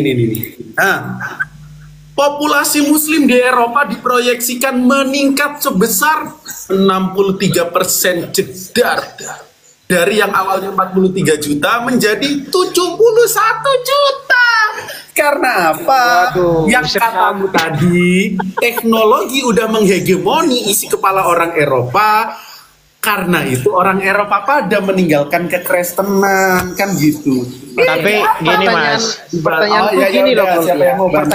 Pertanyaanku gini loh Goldian. Itu udah terjadi belum penurunan itu? Masalahnya udah terjadi belum itu atau masih nubuatan? Ini loh. Prediksi Bang, DOC prediksi bukan nubuatan. Prediksi. Oh ya prediksi, sorry. Ini ada grafik populasinya, ya. Yang tadi awalnya 74,5% di Eropa menjadi 65,2%. Apa ada grafik? Pastinya. Grafik presentasi itu, Bang Goldian, grafik presentasi itu kadang naik, kadang turun, itu tidak bisa ditetapkan Kalau Kristen turun, nggak bisa dimunafikan, grafik itu tidak tetap terus naik, Bang Goldian. Bisa saja turun naik. Jadi percuma kalau Anda menjelaskan tentang masa depan sementara belum terjadi. Itu kayak logika falasi. Kalau Kristen di Eropa naik. Loh, itu baru prediksi. Loh, bulan Ramadan kemarin saja 7 orang loh yang mualaf di TikTok. Oh, banyak juga di Komal Kristen juga banyak orang yang nggak ada. Tapi Mas Wapi, menurut sampean, bentar Mas, menurut sampean mana yang lebih banyak dari Kristen ke Islam apa Islam ke Kristen Mas? Assalamualaikum warahmatullahi wabarakatuh. Assalamualaikum warahmatullahi Waalaikumsalam. Ya, Pak Ustadz, Pak Ustadz. Tunggu dulu Mas. Saya belum tahu, saya kan enggak pernah ngecek kayak gitu. Tapi yang saya tahu di Komal itu setiap bulan ada aja yang mualaf gitu. Ya, nah saya tidak menyangkal itu Mas. Tapi kalau sampean lihat data ya Mas, jumlah perkembangan kekristenan itu berkembang bukan karena beranak pinak Mas. Tapi itu sampean bisa lihat data Mas, bisa itu di searching bahwa tumbuhnya apa Kristenan Indonesia ini banyak itu dari Muslim, Mas. Itu data, sampean bisa searching kok.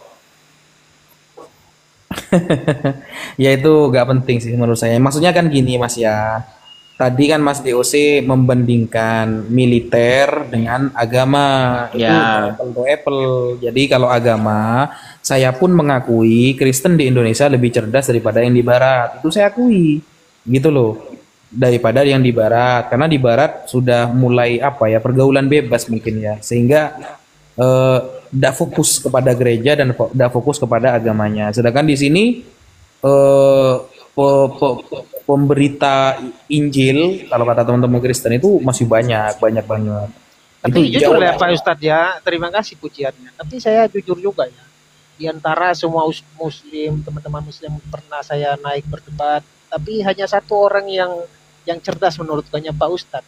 Pak Abdul Gini Wahid. Mas Dose, tadi kayak gue bilang tadi, Mas Wapi ini belajar, kebetul sudah belajar buka TikTok. Nah, ada satu dua Muslim yang tidak mengepankan emosi, tidak congor. Nah, Mas Wapi ini orang yang belajar buka TikTok. Satu dua ada Muslim yang nggak congor belajar, tapi nggak buka TikTok.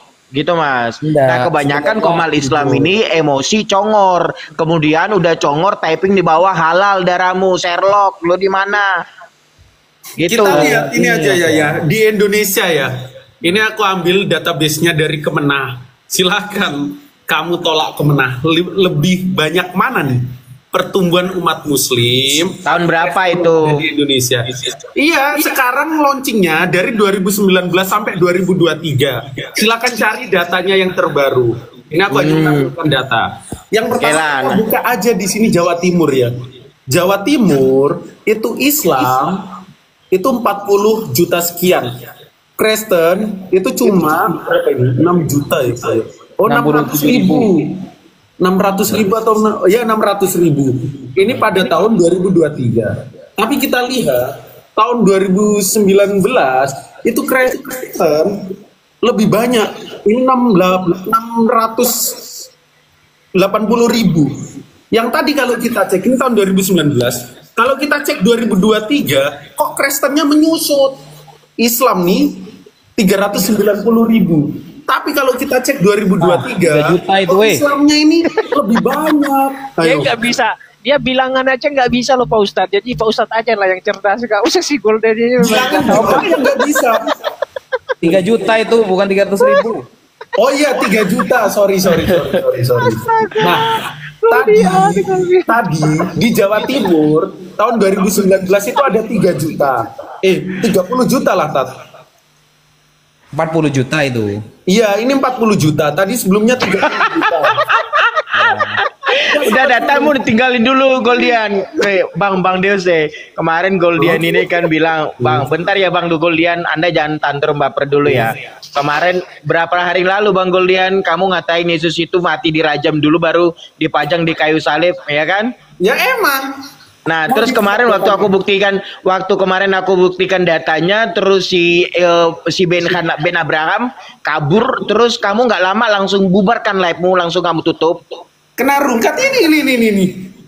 Ini coba baca dirajam dulu. Kena rungkat kayak padahal ditutup sama dia. Ben Abraham kabur duluan, Bang Deose. Pak Ustadz kabur dia. izin bertanya Ini boleh lo nggak Pak Ustadz? dibaca dulu bentar Bang Putra. Ini loh, coba aku mau reverse balik ke sini dulu. Pada malam Paskah, mereka apa? Coba. Reverse. Apa reverse? Ya ngerti aja Bang, bahasa Inggrisnya begitu Bang. Reviews. Coba baca. Pada malam Paskah, mereka apa? Coba Kalau baca. Wapi yang bicara Goldian, bukan gua merendahkanmu ya. Kalau Mas Wapi yang bicara, Enggak, baca ini. Enggak, lo rendahan ya. Udah Bang Goldian, saya mau tanya hal penting ini. Ya, Ini apa? saya Pak Ustadz tadi di sini kan dari umat Kristen bilang dan juga dari umat Islam kan bilang di Islam pun kan kita memang nggak diperbolehkan menghina agama orang lain. Sedangkan di VT-VT-nya KDOC ini penuh ini menghujat Islam ya. Apalagi Islam yang melakukan tawaf ya. KDOC jangan mengelak nanti Kalau Loh, kamu mengelak, saya ya, sepil. itu kan hak saya. Iya bang, diam dulu, saya mau cerita. Abang Kalau- tadi kan juga Nah, ini kan bilang, sosial media saya punya hak untuk memposting apapun. iya, sorry Pak Ustadz ya, ini saya minta bicara, Kak DOC-nya diam dulu. Tadi Kak DOC ini sadar nggak mengatakan begini, di agama kita pun sama, nggak boleh menghujat agama orang lain. Sedangkan di VT-VT-nya Pak Ustadz tuh nggak ada, saya cek cuma kata-kata sesuai keimanan masing-masing. Sedangkan di DOC ini ya, di Habib, orang yang melakukan tawaf di Ka'bah ini, seluruh dunia mencium apa sebenarnya batu ini. Coba kakak ini sadar nggak mengatakan kata-kata itu? Kalau Coba aku sih ditanggapi. menanggapinya gini Mas, terlepas itu Bukan dia punya kamu yang saya visinya dia jawab, ya. yang saya Enggak, tanya. maksudnya biar saya Udah, ngerti penjelasan di kamu pikirannya diem dia. dulu, kamu diem dulu, kamu nggak bersangkutan. Oke, bentar. Kamu diem. Kita itu berakal dan Besarkan berdewasa saya. loh. Ini umatmu, ini umat muslim dia. Coba besarkan saya. Bagaimana pendapatmu dengan foto profil seperti ini? Hal yang sama saya balikan ke kamu. Coba besarkan Gimana? saya. Besarkan saya. Hal ini bagaimana pendapatmu dengan foto profil seperti ini? Hal yang Profil sama yang- saya. Lihat profilnya. Itu Enggak saling- terlalu jelas sih Bang. Profil siapa bang? ini yang saya yang ini saya kan pakai data saya tampilkan. Saya tanya itu apa tujuannya VT itu, kamu jawab, jangan kamu mengelak dari tadi, mengelak itu kan mulu. hak saya memposting Nah, itulah kamu orang yang beriman kan gak berakal, gak menghargai sesama umat umat yang Makanya lain. saya bilang Pak, jangan sampaikan kepada saya, sampaikan juga. Soalnya kepada tadi saya saudaramu. nyimak dari bawah itu, kamu tuh gak ada kalahnya dan gak ada sadarnya gitu. Sampaikan juga ke saudaramu. Ini bagaimana dengan foto kayak gini nih, umatmu nih. Coba aku mau tanya lagi, Yesus pernahkah makan babi? Malah lari. Itu udah beda Mas, udah beda. Ini kan keserangan, sampean bilang. Ini kan gini, nyerang, aku Bang. mau masuk, sampein fitnahmu ya. Yang pertama gini, klaim yang saya sampaikan sama sekali benar adanya, itu yang pertama. Karena apa? Tadi aku bilang reverse, kamu salahin. Kamu katanya, oh reverse Goldian. Teman-teman yang di bawah membenarkan. Karena REVERSE itu mundur ke belakang ternyata. Aku cross check. Nggak tahu kamu sedang mentertawakan apa dari tadi. Enggak, bahasa Inggrismu bukan katanya, bukan penggunaan bukan tulisannya, penggunaan pembacaanmu yang membuat kita ketawa. Diem dulu ya. Jadi kamu katakan saya bohong. Yang digantung itu mayat. Yang dibunuhnya dengan cara dirajam. Apa yang salah? Coba Oke, dengerin Mas Goldian. Ya, gimana, Sebenarnya, Bu, ya? oke, sebentar ya Mas. Nah, sebenarnya Mas, kemarin saya kan udah buktikan datanya sama kamu. Sampai sekarang di komalnya Mas Wapi, kamu masih ngotot menunjukkan bahwa yang digantung itu mayat. Artinya, kalau mayat yang digantung berarti mayat itu udah nggak ada nyawa ya Mas Goldian. Udah nggak ada nyawa. Oke, nah sementara semua beberapa dengerin dulu. Di posisi udah nggak ada nyawa dulu. Iya, dengerin dulu Mas. Dengerin, karena Alkitab memberikan datanya gini Mas. Yesus itu berteriak di kayu salib, Eli Eli lama sabachtani. Nah ini yang digantung mayatnya, apa dia masih hidup? Apakah Nah makanya kalau umpamanya kita ngikutin pikiranmu Mas, dengerin, kalau kita ngikutin pikiranmu, lalu yang berteriak itu masih dikatakan mayat. Kalau dia masih bisa berteriak di kayu salib, Ini data Eli Eli yang lama sabachtani. Dengerin dulu, Eli Eli lama sabachtani itu apa? Kalau udah dikatakan mayat baru dipajang, digantung. Iya, Gitu loh. menurut gospelmu iya, tapi menurut Yahudi Rabbinik enggak. Yang Itu kan digantung itu Yahudi. mayat. Itu kan Yahudi bukan gospel. Lah iya, kan you menyalahkan datanya Yahudi. Katanya yang diucapkan oleh orang Lalu kamu kenapa gini Mas? Kamu mengadu domba kami dengan orang Yahudi, sementara kami orang Kristen meyakini catatan yang ada tertulis dalam Alkitab, di mana penulis itu juga sejaman gitu, dan catatan 4 Injil kanonik itu menunjukkan cerita yang sama. Yesus itu teriak di kayu salib. Dulu ya, gantian. Yang pertama perlu you pahami, tadi banyak kesalahanmu yang kamu tertawakan sendiri, nggak tahu you nyalain siapa. Jai, you gue dong. Saya datang tidak mengadu domba, tetapi saya memberikan data. Ternyata ada perbedaan cara Yesus meninggoy. Yang kemarin meninggoynya itu kalian peringati. Menurut Yahudi Rabbinik dalam Sanhedrin 43a, Jesus itu dirajam dulu baru digantung. Tapi menurut catatan gospelmu, betul, Yesus ketika disalib dia teriak. Jadi saya tanya, saya harus percaya data Yahudi Rabbinik atau data dari gospel? Nah gini mas, kamu kan tanya. Diem dulu ya. Dari tadi you tertawa nggak ada mutunya. Dia aja mengkoreksi salah. Dok, diem dulu. Coba you bantah catatan yang ada di sini. Kan kita kemarin membahas ini tuh. Yang digantung itu mayat. Yang habis dibunuh dengan cara dirajam. Bukan yang digantung itu makhluk hidup. Yang bisa teriak Eloi lama sabachthani. Jadi jangan berbohong dong. Give me time bro, I wanna talk to you, give me time, okay please. Jadi gini mas, kalau umpamanya sampean ngotot dengan narasi Yahudi, coba sampean dulu cross check orang-orang melakukan hukuman berat, hukuman mati zamannya Yesus, itu memang orang jadi mayat digantung atau memang hukuman terberat zaman itu rajam apa hukuman apa salib gitu loh. Supaya kita ketahuan kalau dikatakan hukuman rajam terberat, maka karena penghujatan itu dilakukan menurut pikiran orang Yahudi, Yesus itu melakukan penghujatan kepada Allah karena menyamakan diri dengan Allah. Lalu hukuman terberat zaman itu rajam apa hukuman salib?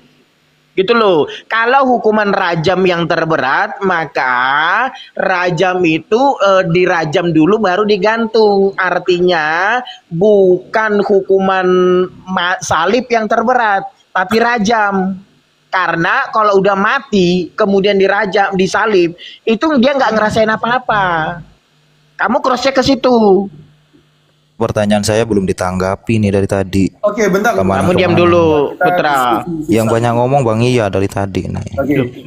Gini ya, sebelum itu aku mau kasih ke Bang Jibril. Kemarin kan narasi yang mau